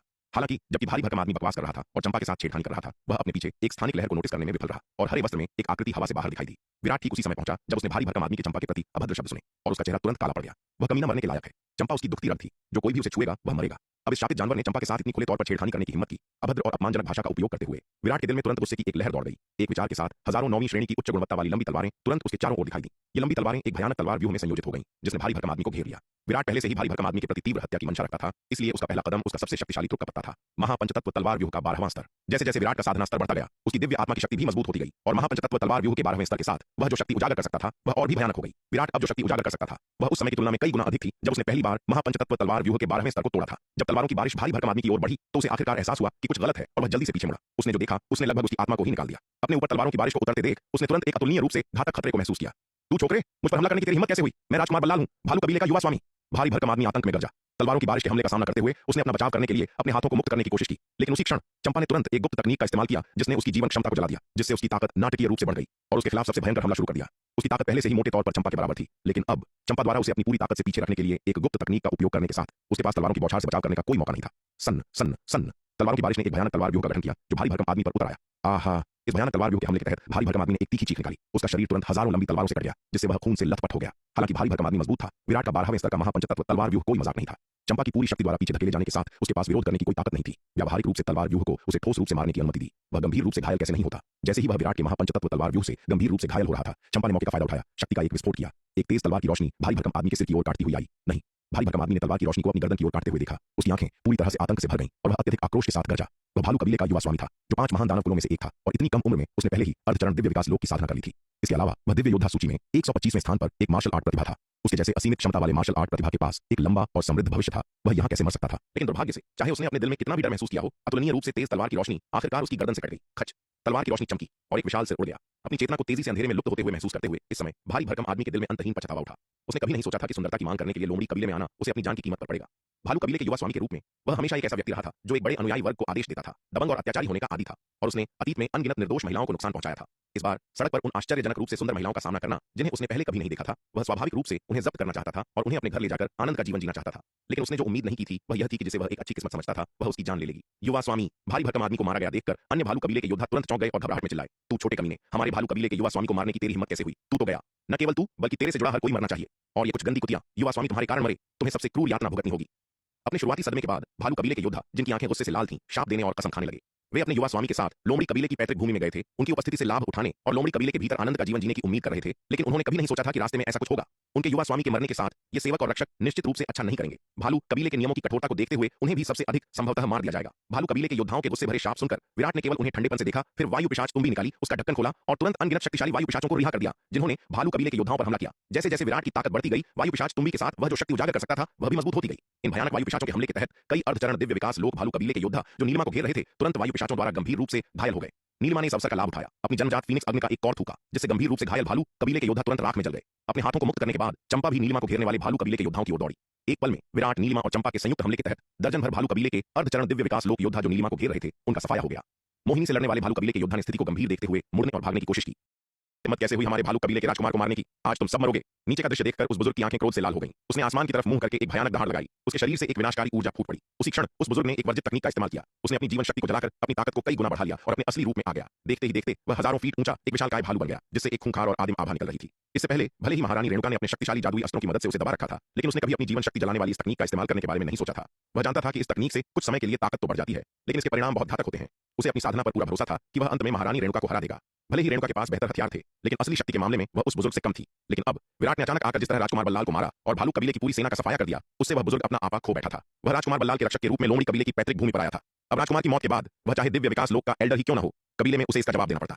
वापस लौटने पर उसे कबीले के महाराज के क्रोध का सामना करना पड़ता और शायद उसका एल्डर का पद भी छिन जाता। इस डर और गुस्से ने उसे पागल कर दिया था। अब उसे अपनी जान की परवाह नहीं थी, वह बस सामने खड़े हर शख्स को मिटा देना चाहता था। उस विशालकाय भालू को अपने असली रूप में देखकर और उससे निकलती भयानक ऊर्जा को महसूस करके महारानी रेणुका का चेहरा भी गंभीर हो गया। इस अवस्था में उस भालू का सामना करना उनके लिए भी आसान नहीं था। विशालकाय भालू ने आसमान की ओर दहाड़ लगाई और बिजली की गति से विराट की ओर झपटा। राजकुमार बल्लाल का कातिल वही दुष्ट लड़का था, इसलिए उसका पहला निशाना भी वही था। अरे ओ बूढ़े जानवर, शार्दुल के सामने इतनी हेकड़ी, तुझे अपनी औकात नहीं पता क्या?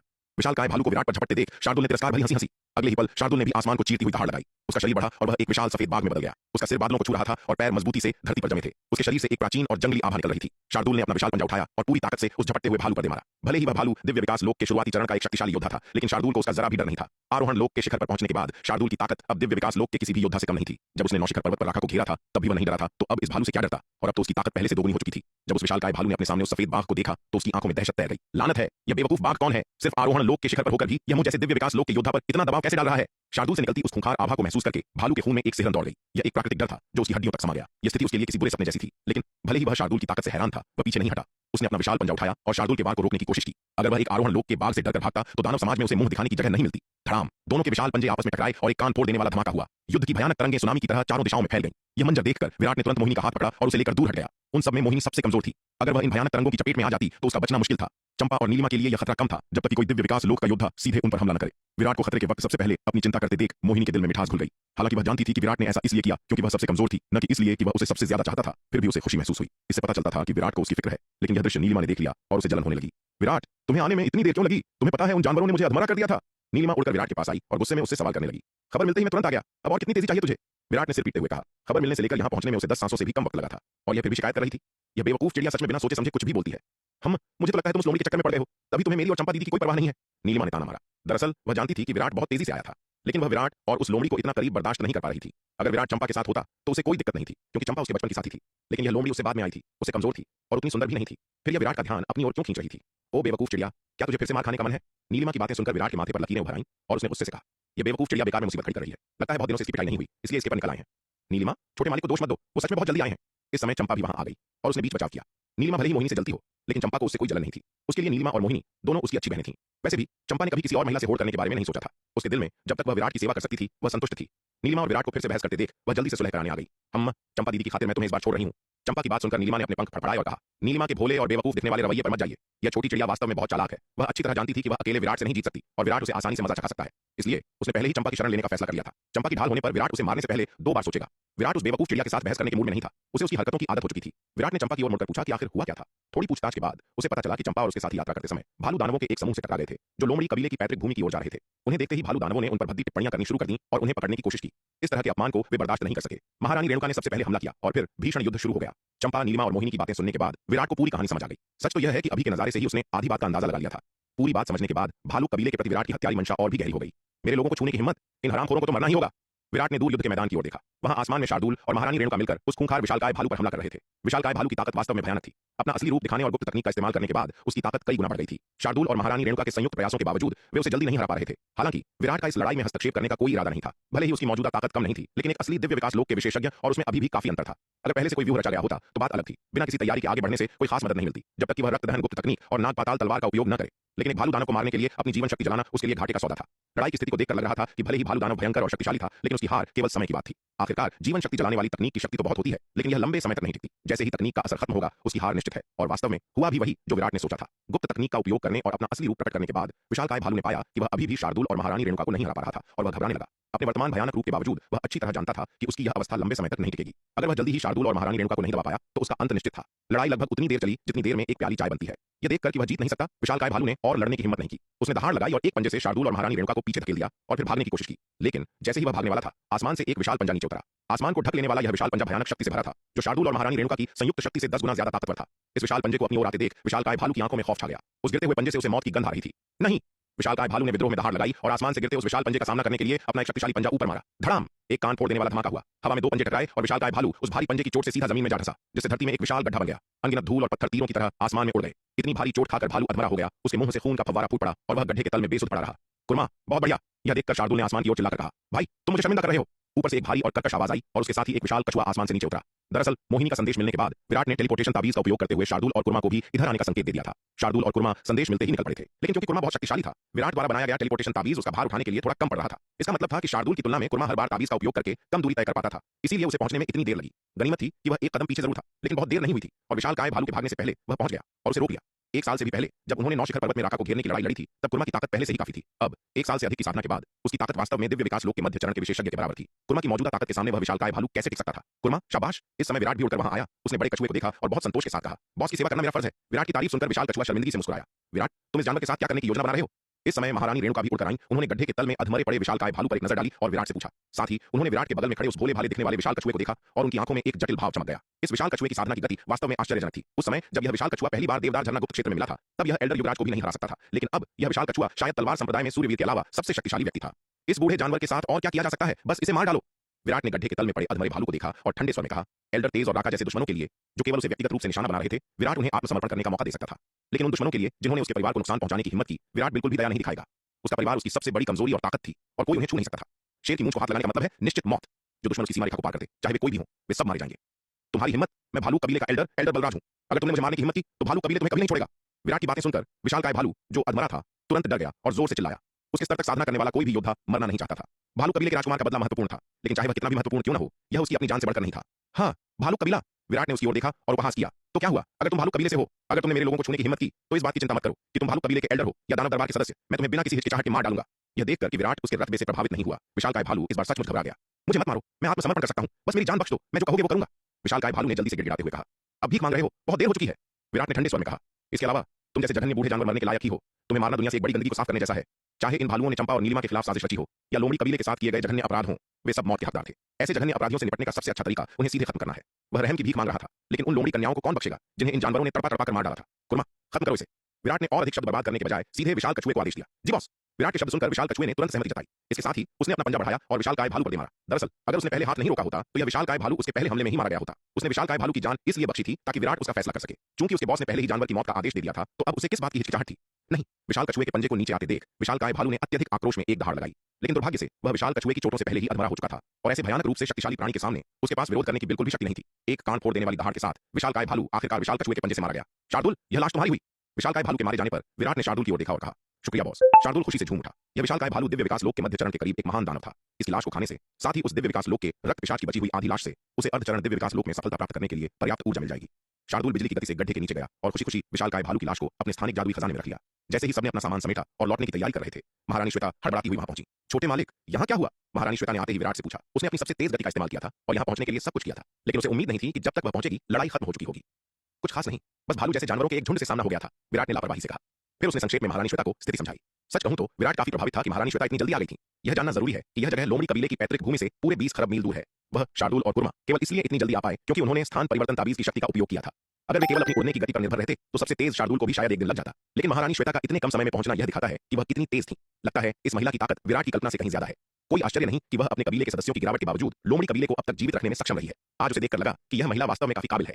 केवल उसकी यात्रा की गति को देखते हुए उसकी ताकत शायद राका से कम नहीं है। विराट की बात सुनने के बाद महारानी श्वेता के चेहरे का रंग थोड़ा बदल गया। एक पल की चुप्पी के बाद वह आखिरकार बोली, लगता है कि छोटे मालिक, आपका सामना भालू कबीले के राजकुमार बल्लाल और एल्डर बलराज से हुआ था। आपने उन दोनों को मार डाला। मुझे शक है कि भालू कबीला इसे आसानी से जाने देगा। क्या क्या महारानी श्वेता को लगता है कि मैंने कुछ गलत किया? विराट ने महारानी श्वेता की ओर देखा और शांति से पूछा। छोटे मालिक, कृपया गलत न समझें, मेरा मतलब यह नहीं था। विराट के शब्द सुनकर महारानी श्वेता चौंक गई और जल्दी से समझाया। मेरा मतलब था कि आपने उनके राजकुमार और एक दिव्य विकास लोक के एल्डर को मार डाला है और भालू कबीला उनके काम करने के तरीके को देखते हुए वे आपके कट्टर दुश्मन बन जाएंगे। छोटे मालिक, भालू कबीला काफी शक्तिशाली है। छोटे मालिक को जल्द से जल्द इसके लिए तैयारी कर लेनी चाहिए। चिंता मत करो, क्योंकि मैंने तुम्हारे अनुरोध को स्वीकार किया और लोमड़ी कबीले की पैतृक भूमि में आया। मैं पहले से ही हर चीज के लिए तैयार था। यह सिर्फ एक मामूली भालू कबीला है। अगर वे आने की हिम्मत करते हैं तो मैं उनका इंतजार कर रहा हूं। विराट ने शांति से कहा। तो छोटे मालिक, आगे आपकी क्या योजना है? महारानी श्वेता ने सावधानी से पूछा।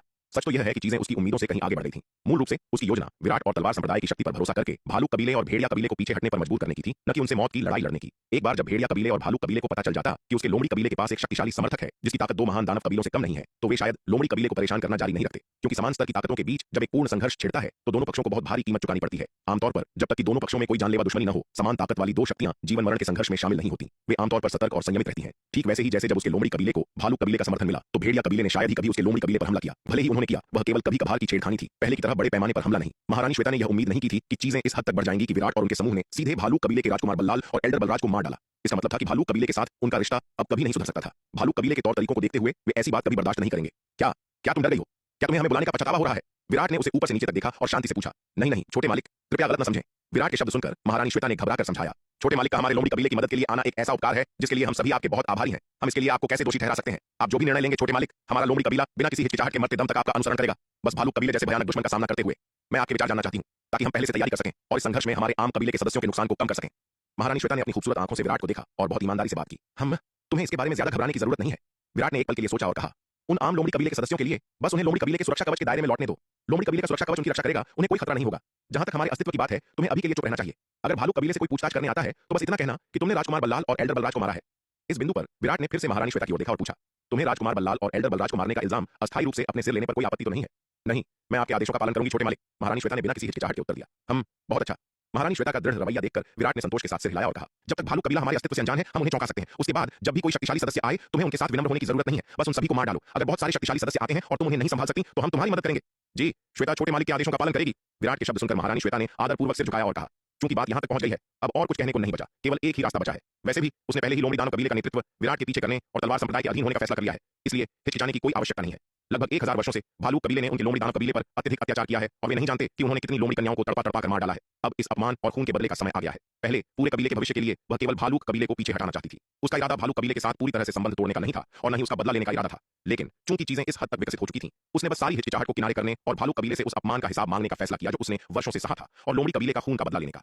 चूंकि विराट ने पहले ही अपना फैसला कर लिया था, महारानी श्वेता ने और कुछ नहीं कहा। इसके बाद समूह भविष्य के लिए विभिन्न तैयारियां करने के लिए लोमड़ी कबीले की पैतृक भूमि की ओर उड़ गया। लोमड़ी कबीले की पैतृक भूमि से 15 खरब मील पूर्व में यह एक विशाल पर्वत श्रृंखला थी। 5 महान दानव कबीलों में से एक भालू कबीले की पैतृक भूमि। इस पर्वत श्रृंखला की सबसे ऊंची चोटी पर एक गुफा में काले बालों वाला एक विशालकाय आदमी एक बड़ी कुर्सी पर बैठा था। काले बालों वाला यह विशालकाय आदमी एक अत्यंत खूंखार आभा बिखेर रहा था। उसकी आभा के उतार चढ़ाव से यह साफ था कि वह दिव्य विकास लोक के मध्य चरण का विशेषज्ञ था। उसके सामने एक बड़ी मेज पर मांस की कई थालियां, विभिन्न व्यंजन और मदिरा की बोतलें रखी थीं। वह आदमी एक हाथ अपनी बगल में बैठी एक सुंदर महिला के इर्द गिर्द रखे हुए था और दूसरे हाथ में एक बड़ा कटोरा पकड़े हुए था जिसमें वह कड़क शराब गटक रहा था। हाँ हाँ, मजा आ गया, उसने एक ही घूंट में शराब पीते हुए कहा। फिर उसने मेज से मांस का एक मुट्ठी भर हिस्सा उठाया और उसे स्वाद लेकर चबाने लगा। अपना भोजन समाप्त करने के बाद आदमी ने अपनी दृष्टि बगल में बैठी महिला की ओर मोड़ी। उसकी आंखों में क्रूरता और हवस चमक रही थी। उसने उस बेचारी को बेरहमी से अपनी ओर खींचा और उसका शोषण करना शुरू कर दिया। जल्द ही गुफा में एक दिल दहला देने वाली चीख गूंज उठी। आधे दिन बाद उस विशालकाय आदमी ने उस बेजान हो चुकी सुंदर महिला को एक तरफ फेंक दिया और कुछ निराशा के साथ कहा, यह सच में बोरिंग है, ये इतनी जल्दी मर गई, क्या बकवास है। फिर उस आदमी ने मेज पर रखी शराब की एक मटकी उठाई, उस पर लगी मिट्टी की सील तोड़ी और उसे घटकने लगा। मुझे आश्चर्य है कि बल्लाल इस बार लोमड़ी कबीले से किस तरह की सुंदरियां लाएगा। शराब की एक मटकी पीने के बाद वह विशालकाय आदमी अपने आप से बड़बड़ाया। वैसे वह कुतिया महारानी श्वेता दिन दिन और ढीठ होती जा रही है। वह हमारे भालू कबीले को दी जाने वाली सुंदरियों के मामले में बहुत लापरवाही बरत रही है। अगर उस कुलेटा ने पहले की तरह लापरवाही करने की हिम्मत की तो हमें लोमड़ी कबीले को सबक सिखाने का मौका ढूंढना होगा। यह कहते हुए उस आदमी की आंखों में एक खूंखार और कामुक चमक आ गई और वह कर्कश हंसी हंसा। काश मैं एक दिन उस कुतिया श्वेता को पकड़कर कोड़ों से मार सकूं तो कितना मजा आएगा। लेकिन बदकिस्मती से वह कुलेटा काफी ताकतवर है और वह लोमड़ी कबीले की पैतृक भूमि में छिपी रहती है, इसलिए ऐसा मौका मिलना वास्तव में मुश्किल होगा। पहरेदारों, उस विशालकाय आदमी ने गुफा के प्रवेश द्वार की ओर चिल्लाकर कहा। क्या हुक्म है महाराज? आदमी के बोलने के तुरंत बाद एक पहरेदार गुफा में दाखिल हुआ और आदरपूर्वक सिर झुकाया। यह विशालकाय आदमी कोई और नहीं बल्कि भालू कबीले का मुखिया महाराज कुंभक था। इसे ले जाओ और पकाकर वापस लाओ, मैं इसका लुत्फ उठाना चाहता हूँ। महाराज कुंभक ने उस महिला की ओर इशारा किया जिसे उसने तड़पाकर मार डाला था। इन अपहृत महिलाओं के साथ भालू कबीले ने हमेशा ही क्रूरता की सारी हदें पार की थीं। उनका शोषण करने के बाद वे उन्हें अपने भोजन का हिस्सा बना लेते थे। सालों से लोमड़ी कबीले से ली गई लोमड़ी सुंदरियों को लगभग यही नसीब मिला था। भालू कबीले के तौर तरीके कुख्यात रूप से क्रूर और अत्याचारी थे। यहाँ तक कि उत्तरी महाद्वीप के जानवरों वाली दुनिया में भी उन्हें काफी खूंखार माना जाता था। जी महाराज, पहरेदार ने आदरपूर्वक उत्तर दिया और फिर उस महिला की लाश को पकाने के लिए घसीटते हुए ले गया। महाराज कुंभक अपनी कुर्सी पर बैठे और मेज पर रखे मांस के व्यंजनों का आनंद लेने लगे। मेज पर रखा बहुत सा मांस उन महिलाओं का था जिन्हें उसने पहले बेरहमी से मार डाला था। महाराज, अनर्थ हो गया। जैसे ही महाराज कुंभक अपने भोजन का आनंद ले रहे थे, एक आदमी लड़खड़ाते हुए गुफा में दाखिल हुआ। उसका चेहरा दहशत से भरा था। क्या बात है जो तुम इतनी जल्दी में हो? महाराज कुंभक ने उस आदमी की ओर देखा और कुछ नाराजगी से कहा। जब वह अपने भोजन और महिलाओं का आनंद ले रहा होता था तो उसे परेशान किया जाना सख्त नापसंद था। इसलिए इस समय उस आदमी की ओर उसकी दृष्टि में क्रूरता का संकेत था। अगर यह आदमी किसी महत्वपूर्ण बात के लिए उसे परेशान नहीं कर रहा था तो उसकी शामत आनी तय थी। महाराज, राजकुमार बल्लाल और एल्डर बलराज की जीवन पट्टिका टूट गई है, आदमी ने कांपते हुए कहा। क्या कहा तुमने? आदमी की बात सुनकर महाराज कुंभक गुस्से से आग बबूला हो गए और अपनी बड़ी कुर्सी से अचानक खड़े हो गए। उनसे एक हिंसक और भयानक ऊर्जा निकली जिसने उनके सामने रखी बड़ी मेज को तुरंत धूल में मिला दिया। महाराज कुंभक ने हाथ बढ़ाया और घुटने टेकने वाले आदमी को पकड़कर अपने पास खींच लिया। तुमने कहा कि बल्लाल और बलराज की जीवन पट्टिकाएं टूट गई हैं, क्या यह सच है? महाराज कुंभक ने पूछा। उनका चेहरा गुस्से से विकृत हो गया था। महाराज, ये बिल्कुल सच है। मैं इस तरह के मामले में आपसे झूठ बोलने की हिम्मत कभी नहीं करूंगा। वह आदमी बुरी तरह कांप रहा था और अत्यधिक डर के साथ बोल रहा था। लानत है। यह सुनकर महाराज कुंभक दहाड़े और एक ही बार में उस आदमी को मसलकर धूल में मिला दिया। फिर वह गुफा से गायब हो गए और कबीले के पैतृक भवन की ओर उड़े जहां जीवन पट्टिकाएं रखी जाती थीं। पैतृक भवन में प्रवेश करने पर महाराज कुंभक ने देखा कि राजकुमार बल्लाल और एल्डर बलराज की दो जीवन पट्टिकाएं वास्तव में टूटी हुई थीं। एक ही पल में महाराज कुंभक की आंखें गुस्से से फट गईं और वे दहाड़े। लानत है, लानत है। मेरे बेटे महाराज कुंभक के बेटे को छूने या मेरे भालू कबीले के एल्डर्स को मारने की हिम्मत किसने की? मैं उन सबको कुचल दूंगा। महाराज, राजकुमार बल्लाल एक सुंदरी की मांग करने के लिए लोमड़ी कबीले में गए थे। क्या ऐसा हो सकता है कि लोमड़ी कबीले की उन नीच महिलाओं ने उन्हें जहर दे दिया हो? पैतृक भवन की रखवाली कर रहे एक भालू कबीले के एल्डर ने सावधानी से पूछा। हम अगर वास्तव में उन नीच औरतों ने बल्लाल को जहर दिया है तो मैं कसम खाता हूं कि मैं लोमड़ी कबीले को नेस्तनाबूद कर दूंगा और उन नीच औरतों के टुकड़े टुकड़े कर दूंगा, महाराज कुंभक ने कहा। उनका चेहरा गुस्से से विकृत हो गया था। इसके साथ ही उन्होंने अपने सामने की जगह को फाड़ दिया और फिर एक दिव्य चेतना अवतार बनाया जो उस स्थानिक दरार में प्रवेश कर गया और न्याय मांगने के लिए लोमड़ी कबीले की पैतृक भूमि की ओर बढ़ गया। जैसे ही महारानी श्वेता लोमड़ी कबीले की पैतृक भूमि में लौटी, उन्होंने देखा कि महाराज कुंभक का दिव्य चेतना अवतार उन पर उतर रहा है। श्वेता, क्या मेरे बेटे बल्लाल और मेरे कबीले के एल्डर बलराज की हत्या तुम्हारे लोमड़ी कबीले ने की है? महाराज कुंभक के अवतार ने महारानी श्वेता को घूरते हुए धमकी भरे अंदाज में सवाल किया। बिल्कुल सही। उन दोनों जानवरों ने मेरा अपमान करने की हिम्मत की, इसलिए मेरे पास उन्हें यमलोक भेजने के अलावा कोई चारा नहीं था। कुंभक, अगली बार जब तुम किसी को भेजो तो याद रखना कि किसी समझदार को भेजो, किसी बिना दिमाग वाले को मत भेजना। कहीं ऐसा ना हो कि मेरा पारा चढ़ जाए और मैं उन्हें फिर से मार डालूं। महारानी श्वेता ने शांति से कहा। उल्टा, तू अपनी मौत को दावत दे रही है। महारानी श्वेता को इतनी आसानी से स्वीकार करते देख महाराज कुंभक का गुस्सा भड़क उठा। शुरुआत में उन्हें विश्वास नहीं था कि लोमड़ी कबीला उनके बेटे और भालू कबीले के एल्डर पर हमला करने की हिम्मत करेगा। आखिरकार लोमड़ी कबीला कमजोर था जो हमेशा भेड़िया कबीले और उनके भालू कबीले के बीच जीवित रहने के लिए संघर्ष करता रहता था। 1000 साल पहले लोमड़ी कबीले और भेड़िया कबीले के बीच एक भीषण युद्ध हुआ था जिसमें लोमड़ी कबीले को भारी नुकसान उठाना पड़ा था और भेड़िया कबीले के साथ उनकी गहरी दुश्मनी हो गई थी। इसलिए लोमड़ी कबीले और भेड़िया कबीले के बीच सुलह की कोई संभावना नहीं थी। भेड़िया कबीले को नाराज करने के बाद लोमड़ी कबीला कभी भी भालू कबीले को नाराज करने की हिम्मत नहीं करेगा। लोमड़ी कबीला केवल भालू कबीले के अधीन रह सकता था और उन्हें जो चाहिए वह दे सकता था। शुरू में कुंभक को थोड़ा संदेह था कि भेड़िया कबीले ने इस बात से नाराज होकर कि भालू कबीले ने लोमड़ी कबीले की सुंदरियों पर एकाधिकार कर लिया है, रास्ते में बल्लाल और बलराज पर घात लगाकर हमला किया था। यह संभावना लोमड़ी कबीले की तुलना में कहीं अधिक थी, लेकिन उसने कभी नहीं सोचा था कि यह वास्तव में लोमड़ी कबीला ही था जिसने यह कृत्य किया था और महारानी श्वेता ने इसे इतनी आसानी से स्वीकार भी कर लिया। महारानी श्वेता की हरकतें भालू कबीले की गरिमा को कुचलने के बराबर थीं। एक अभूतपूर्व उकसावे और अपमान। लोमड़ी कबीला, जिसे भालू कबीला हमेशा काटने के लिए तैयार मांस का टुकड़ा मानता था, उन्हें इतनी खुलेआम उकसाने और अपमानित करने की हिम्मत कैसे कर सकता है? यह बर्दाश्त से बाहर था। इस समय महाराज कुंभक का गुस्सा धधकती आग की तरह था। कुंभक, तेरा यह मामूली दिव्य चेतना अवतार मेरे सामने इतना अनादर करने की हिम्मत करता है? क्या तुझे अपनी ताकत पर कुछ ज्यादा ही भरोसा नहीं है? महारानी श्वेता ने ठंडे स्वर में कहा कुंभक के अवतार को देखते हुए। इसके साथ ही महारानी श्वेता ने अचानक हमला कर दिया और कुंभक के अवतार पर एक जोरदार हथेली मारी। दुष्ट औरत, तेरी यह मजाल। महारानी श्वेता को अपने अवतार पर हमला करते देख कुंभक चौंक गया और गुस्से में दहाड़ा। महारानी श्वेता दिव्य विकास लोक के मध्य चरण की एक शक्तिशाली विशेषज्ञ थी, जबकि उसका अवतार ज्यादा से ज्यादा आरोहण लोक के शिखर पर था। इतनी करीब से महारानी श्वेता के हमले के सामने उसके अवतार के पास विरोध करने की बिल्कुल भी शक्ति नहीं थी। महारानी श्वेता ने उसकी क्रोधित चीखों को पूरी तरह से नजरअंदाज कर दिया और एक ही बार से कुंभक के अवतार को धूल में मिला दिया। कुंभक के बिखरे हुए अवतार को देखते हुए महारानी श्वेता ने ठंडे स्वर में कहा, हम घमंडी और अहंकारी अपनी मौत को बुला रहा है। क्योंकि उसने भालू कबीले के साथ पूरी तरह से संबंध तोड़ने का फैसला कर ही लिया था तो अब हिचकिचाहट कैसी? क्योंकि कुंभक ने खुद एक अवतार उनके दरवाजे पर भेजा था तो उसे क्यों न मार दिया जाए? कुंभक के अवतार को मारने से उसकी आत्मा को गंभीर नुकसान होगा और कम से कम कुछ समय के लिए कुंभक व्यक्तिगत रूप से उनके लोमड़ी कबीले के लिए मुसीबत खड़ी करने नहीं आ पाएगा। भालू कबीले का क्षेत्र। श्वेता कमीनी औरत, मैं तेरे टुकड़े टुकड़े कर दूंगा। एक क्रोधित दहाड़ भालू कबीले के पूरे क्षेत्र में गूंज उठी। भालू कबीले के मुखिया महाराज कुंभक ने अपना सिर पकड़ लिया। उनका सिरदर्द गुस्से से फट रहा था। उन्होंने कभी नहीं सोचा था कि महारानी श्वेता सीधे उनके दिव्य चेतना अवतार को नष्ट कर देंगी। श्वेता की हरकतों का मतलब था कि अब आर पार की लड़ाई है। उस अवतार में उनकी आत्मा का लगभग 1/3 हिस्सा था। श्वेता द्वारा उसके विनाश ने उनकी आत्मा को अकल्पनीय क्षति पहुंचाई थी। अगर उन्हें पता होता कि श्वेता इतनी क्रूर होंगी तो वे कभी भी अपने अवतार को उनका सामना करने के लिए भेजने की हिम्मत नहीं करते। ऐसा करना तो खुद को शेर के मुंह में देने जैसा था। एक दिव्य चेतना अवतार समान शक्ति के सामने पूरी तरह से शक्तिहीन होता है। पहरेदारों, कुंभक बाहर दहाड़ा। महाराज, क्या हुक्म है? कुंभक की पुकार सुनकर एक पहरेदार तुरंत बाहर से दाखिल हुआ। कुंभक को आदरपूर्वक प्रणाम किया और थोड़ा कांपते हुए पूछा, भालू कबीले के सभी दिव्य विकास लोक के एल्डर्स को सभा के लिए दरबार में बुलाओ। कुंभक गुस्से से दहाड़ा। उसकी आंखें लाल थीं। जी महाराज। पहरेदार ने जल्दी और आदरपूर्वक सहमति व्यक्त की और पीछे हट गया। भालू कबीले का दरबार हॉल में महाराज कुंभक मुख्य आसन पर ऊंचे बैठे थे और नीचे दो पंक्तियों में भालू कबीले के दिव्य विकास लोक के विशेषज्ञ भरे हुए थे। 5 महान दानव कबीलों में से एक के रूप में भालू कबीला अविश्वसनीय रूप से शक्तिशाली था, जिसमें 5 मध्य चरण दिव्य विकास लोक विशेषज्ञ और 17 शुरुआती चरण दिव्य विकास लोक विशेषज्ञ थे। हालांकि एल्डर बलराज की मौत के कारण भालू कबीले में अब केवल 16 शुरुआती चरण दिव्य विकास लोक विशेषज्ञ बचे थे। एल्डर हिमाद्री, एल्डर गिरिराज, तुम दोनों शुरुआती चरण के 7 एल्डर्स के साथ लोमड़ी कबीले के क्षेत्र में जाओ और मेरे लिए पूरे लोमड़ी कबीले का सफाया कर दो। कुंभक ने दोनों ओर की दो पंक्तियों के सिर पर बैठे दो भालू कबीले के एल्डर्स की ओर देखते हुए कहा। ये दो एल्डर हिमाद्री और गिरिराज भालू कबीले में मध्य चरण दिव्य विकास लोक के विशेषज्ञ थे, जो ताकत में केवल कबीले के मुखिया कुंभक के बाद दूसरे नंबर पर थे। इन दोनों के साथ और साथ शुरुआती चरण के विशेषज्ञों के साथ वे पूरे लोमड़ी कबीले को पूरी तरह से नष्ट करने में सक्षम थे। आखिरकार पूरे लोमड़ी कबीले में केवल दो दिव्य विकास लोक विशेषज्ञ थे, महारानी श्वेता और एल्डर ललिता। या तो हिमाद्री या गिरिराज महारानी श्वेता से कम शक्तिशाली नहीं थे। अगर दोनों मिल जाएं तो श्वेता निस्संदेह हार जाएंगी और 7 अन्य विशेषज्ञों के सहयोग से श्वेता के पास भागने का भी मौका नहीं होगा। मुखिया, अचानक यह बदलाव क्यों? आप लोमड़ी कबीले का सफाया क्यों करना चाहते हैं? क्या आपने हमेशा धीरे धीरे आगे बढ़ने और जल्दबाजी न करने की वकालत नहीं की थी? बाईं ओर के सिर पर बैठे एक एल्डर ने माथे पर शिकन डालते हुए पूछा। यह एल्डर कोई और नहीं बल्कि भालू कबीले के महा एल्डर हिमाद्री थे। सालों पहले जब लोमड़ी कबीले पर भेड़िया कबीले ने हमला किया था तो उन्होंने लोमड़ी कबीले को निगलने के लिए भेड़िया कबीले के साथ हाथ मिलाने के अवसर का लाभ उठाने की वकालत की थी। हालांकि उनके प्रस्ताव का कुंभक और दूसरे एल्डर गिरिराज ने विरोध किया था। कुंभक और गिरिराज का मानना था कि अगर वे उस समय लोमड़ी कबीले को निगलने के लिए भेड़िया कबीले के साथ सेना में शामिल होते तो भेड़िया कबीले को निस्संदेह एक महत्वपूर्ण लाभ मिलता। लोमड़ी कबीले के विवाह प्रस्ताव को स्वीकार करने और इस तरह लोमड़ी कबीले को धीरे धीरे खोखला करने से उन्हें भेड़िया कबीले के साथ साझा किए बिना लूट पर एकाधिकार करने की अनुमति मिल जाती। इसके अलावा लोमड़ी कबीले द्वारा हर 10 साल में सुंदरियों का एक जत्था नजराने के रूप में भेजने से भालू कबीले को लंबे समय तक लोमड़ी कबीले की सुंदरियों का आनंद लेने की अनुमति मिल जाती। अगर वे लोमड़ी कबीले को एक ही बार में निगल लेते तो महारानी श्वेता एक हताश कृत्य में उनसे मौत तक लड़ सकती थी। उस स्थिति में वे इतनी सारी सुंदरियों का आनंद नहीं ले पाते। आखिरकार अगर पूरा लोमड़ी कबीला उनसे मौत तक लड़ता तो उन्हें जिंदा पकड़ी जा सकने वाली सुंदरियों की संख्या बहुत कम होती। यह लोमड़ी कबीले की सुंदरियों का आनंद लेने के क्रमिक टिकाऊ तरीके की तुलना नहीं कर सकता था, जो लोमड़ी कबीले को उनके लिए अगली पीढ़ी की सुंदरियों को लगातार तैयार करने की भी अनुमति देता है। चूंकि वे शादी के बहाने धीरे धीरे लोमड़ी कबीले को खोखला कर सकते थे और अनगिनत लाभों का आनंद ले सकते थे, तो सारी मछलियों को पकड़ने के लिए तालाब को सुखाने जैसा मूर्खतापूर्ण काम क्यों करें? और कुंभक के निर्णय ने वास्तव में भालू कबीले को पिछले 1000 वर्षों में अनगिनत लाभों का आनंद लेने की अनुमति दी है। उन भालू कबीले के एल्डर्स ने जिन्होंने लोमड़ी कबीले की सुंदरियों का आनंद लिया, इसलिए कुंभक का जोरदार समर्थन किया, जिससे भालू कबीले के भीतर उनकी प्रतिष्ठा अभूतपूर्व ऊंचाइयों तक पहुंच गई। लेकिन आज यह सुनकर कि कुंभक ने वास्तव में अपना मन बदल लिया है और लोमड़ी कबीले को खत्म करना चाहते हैं, भालू कबीले के एल्डर्स तुरंत आश्चर्यचकित रह गए। वे सभी कुंभक की ओर देखने लगे। यह देखना चाहते थे कि वह खुद को कैसे समझाएंगे। उन लोमड़ी सुंदरियों के लाभों का आनंद लेने के बाद से ये एल्डर भी उस नशीली कोमलता के काफी शौकीन हो गए थे। अब लोमड़ी कबीले को एक ही बार में मिटा देने के लिए कहा जाना कई एल्डर्स को बहुत पसंद नहीं आया। आखिरकार अगर उन्होंने लोमड़ी कबीले को मिटा दिया तो उन्हें भविष्य में इतनी बेमिसाल सुंदरियां कहां मिलेंगी? उस नीच औरत श्वेता ने न केवल मेरे बेटे बल्लाल और बलराज को वादा की गई सुंदरी देने में विफल रही, बल्कि उसने हमारे एल्डर्स को भी मार डाला। कुंभक ने दांत पीसते हुए कहा। मैंने उस नीच औरत श्वेता से पूछताछ करने के लिए लोमड़ी कबीले के क्षेत्र में एक अवतार भेजा और उस नीच औरत ने वास्तव में मेरे अवतार को नष्ट कर दिया।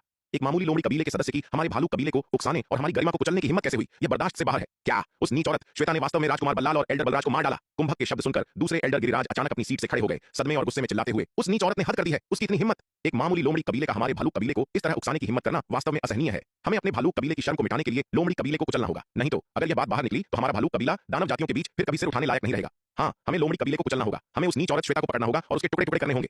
कुंभक के शब्द सुनकर भालू कबीले के एल्डर्स गुस्से में चिल्लाने लगे। यह देखकर कि भालू कबीले के एल्डर्स सर्वसम्मति से कुंभक के निर्णय से सहमत थे, महा एल्डर हिमाद्री को स्वाभाविक रूप से कोई और आपत्ति नहीं थी। उसने मूल रूप से लोमड़ी कबीले को विभाजित करने के लिए भेड़िया कबीले के साथ सीधे गठबंधन की वकालत की थी, लेकिन बाद में यह देखकर कि कुंभक का विचार वास्तव में उनके कबीले के लिए बहुत फायदेमंद था, उसने इसका विरोध करना बंद कर दिया। अब लोमड़ी कबीले ने न केवल उनके कबीले को सुंदरियों का नजराना देना बंद कर दिया, बल्कि उनके राजकुमार और एक एल्डर को भी मार डाला।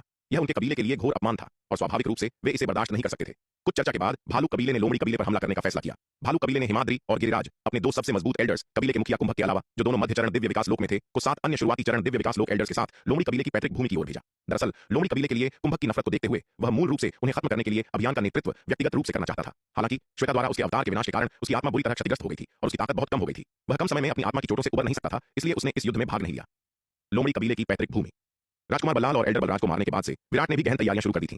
उसने दक्षिणी महाद्वीप से 16 दिव्य विकास लोक विशेषज्ञों को स्थानांतरित किया और अपने उच्च श्रेणी के जन्मजात युद्ध हथियार को भी जुटाया। क्योंकि उसने लोमड़ी कबीले की पैतृक भूमि में पहले ही एक टेलीपोर्टेशन व्यूह स्थापित कर लिया था, इसलिए इन बलों को जुटाना उसके लिए बहुत आसान था। इसके अलावा बड़ी संख्या में विशेषज्ञों को जुटाने से पहले उसने बड़ी मात्रा में गोपन ताबीज और छलावरण ताबीज भी बनाए, जिससे उन दिव्य विकास लोक विशेषज्ञों को आरोहण लोक के लोमड़ी राक्षसों के रूप में भेष बदलने की अनुमति मिली। भेष के बिना इतने सारे दिव्य विकास लोक विशेषज्ञों की शक्तिशाली आभा के उतार चढ़ाव को छिपाना मुश्किल होगा। एक बार खबर लीक हो जाने के बाद भालू कबीले पर घात लगाना और उन्हें चौंकाना इतना आसान नहीं होगा। भालू कबीला कमजोर नहीं था। अगर वे आमने सामने भिड़ते तो तलवार संप्रदाय डरेगा नहीं, लेकिन जीत आसान भी नहीं होगी। इसके अलावा बड़ी संख्या में दिव्य विकास लोक विशेषज्ञों के बीच लड़ाई यह गारंटी नहीं दे सकती थी कि कोई हताहत नहीं होगा। विराट यह देखने के लिए बहुत अनिच्छुक था कि युद्ध में उसके पक्ष को नुकसान हो, इसलिए भालू कबीले को हराने का सबसे अच्छा तरीका एक योजना का उपयोग करना था, उन्हें चौंकाने के लिए जानकारी के अंतर का लाभ उठाना। जब तक भालू कबीले को उनकी असली ताकत का पता नहीं चलता, तब तक वे प्रतिशोध लेना भी चाहें तो वे बहुत ज्यादा ताकत नहीं जुटाएंगे। उनकी ताकत को कम आंकने की भालू कबीले की गलती का फायदा उठाकर वे न्यूनतम नुकसान के साथ उनकी अधिकांश ताकतों को नष्ट कर सकते थे। लोमड़ी कबीले की पैतृक भूमि में सैनिकों को तैनात करते समय विराट ने खुफिया जानकारी इकट्ठा करते हुए भालू कबीले की गतिविधियों पर भी कड़ी नजर रखी। कई निम्न श्रेणी के जन्मजात जादुई खजाने का त्याग करने के बाद एल्डर तेज तेंदुआ दानव ने जल्दी ही पता लगा लिया कि भालू कबीले ने कितने कर्मियों को तैनात किया था। इस जानकारी के साथ विराट की योजनाएं बहुत अधिक सटीक हो गईं। इस बार भालू कबीले ने 2 मध्य चरण दिव्य विकास लोक विशेषज्ञों और 7 शुरुआती चरण दिव्य विकास लोक योद्धाओं को भेजा था। उचित योजना के साथ इस बल को पूरी तरह से नष्ट किया सकता था। एक बार जब यह बल मिट जाएगा तो भालू कबीला बुरी तरह कमजोर हो जाएगा, जिससे उनके लिए तलवार संप्रदाय के लिए कोई और खतरा पैदा करना मुश्किल हो जाएगा। सभी व्यवस्थाएं पूरी करने के बाद विराट और उसका समूह लोमड़ी कबीले की पैतृक भूमि में घात लगाकर बैठ गए। भालू कबीले के विशेषज्ञों के आने का इंतजार करने लगे। एल्डर योगिता, एल्डर विदुषी, एल्डर नयना, एल्डर दिगंबर और अन्य सभी उत्सुक और उत्साहित थे। उनकी आंखें आगामी लड़ाई की प्रत्याशा में चमक रही थीं। यद्यपि तलवार संप्रदाय के भीतर युद्ध अंक अर्जित करने के कई अवसर थे, लेकिन यह सामान्य ज्ञान था कि ऐसा करने का सबसे तेज तरीका युद्ध के मैदान में जाना था। एक ही लड़ाई में अर्जित युद्ध अंक अक्सर कई वर्षों की कड़ी मेहनत से अर्जित अंकों से अधिक होते थे, इसलिए तलवार संप्रदाय में लगभग हर कोई एक युद्ध प्रेमी था। वे युद्ध से डरते नहीं थे। इसके विपरीत वे सभी योग्यता प्राप्त करने और युद्ध अंक अर्जित करने की इच्छा से भरे हुए थे। जिस समय वे भालू कबीले के विशेषज्ञों के आने का इंतजार कर रहे थे, विराट बेकार नहीं बैठा था। इसके बजाय वह टेलीपोर्टेशन व्यूह के माध्यम से दक्षिणी महाद्वीप लौट आया और अपनी साधना जारी रखने के लिए अनंत परम मीनार के दूसरे स्तर में प्रवेश किया। देखते ही देखते 1 महीना बीत गया। अनंत परम मीनार का दूसरा स्तर बज विराट से एक अत्यंत शक्तिशाली दिव्य चेतना का उतार चढ़ाव निकला, जो पानी पर लहरों की तरह चारों दिशाओं में चुपचाप फैल गया। नीले वस्त्र पहने युवा लड़के नाग ने दिव्य चेतना के उतार चढ़ाव को महसूस करते हुए तुरंत चकमा दिया। इससे यह स्पष्ट था कि विराट की सूर्य आत्मा विच्छेद तकनीक ने एक और सफलता हासिल की थी। सच तो यह है कि सूर्य आत्मा विच्छेद तकनीक युवा लड़के के लिए कोई विशेष रूप से उल्लेखनीय गुप्त तकनीक नहीं थी।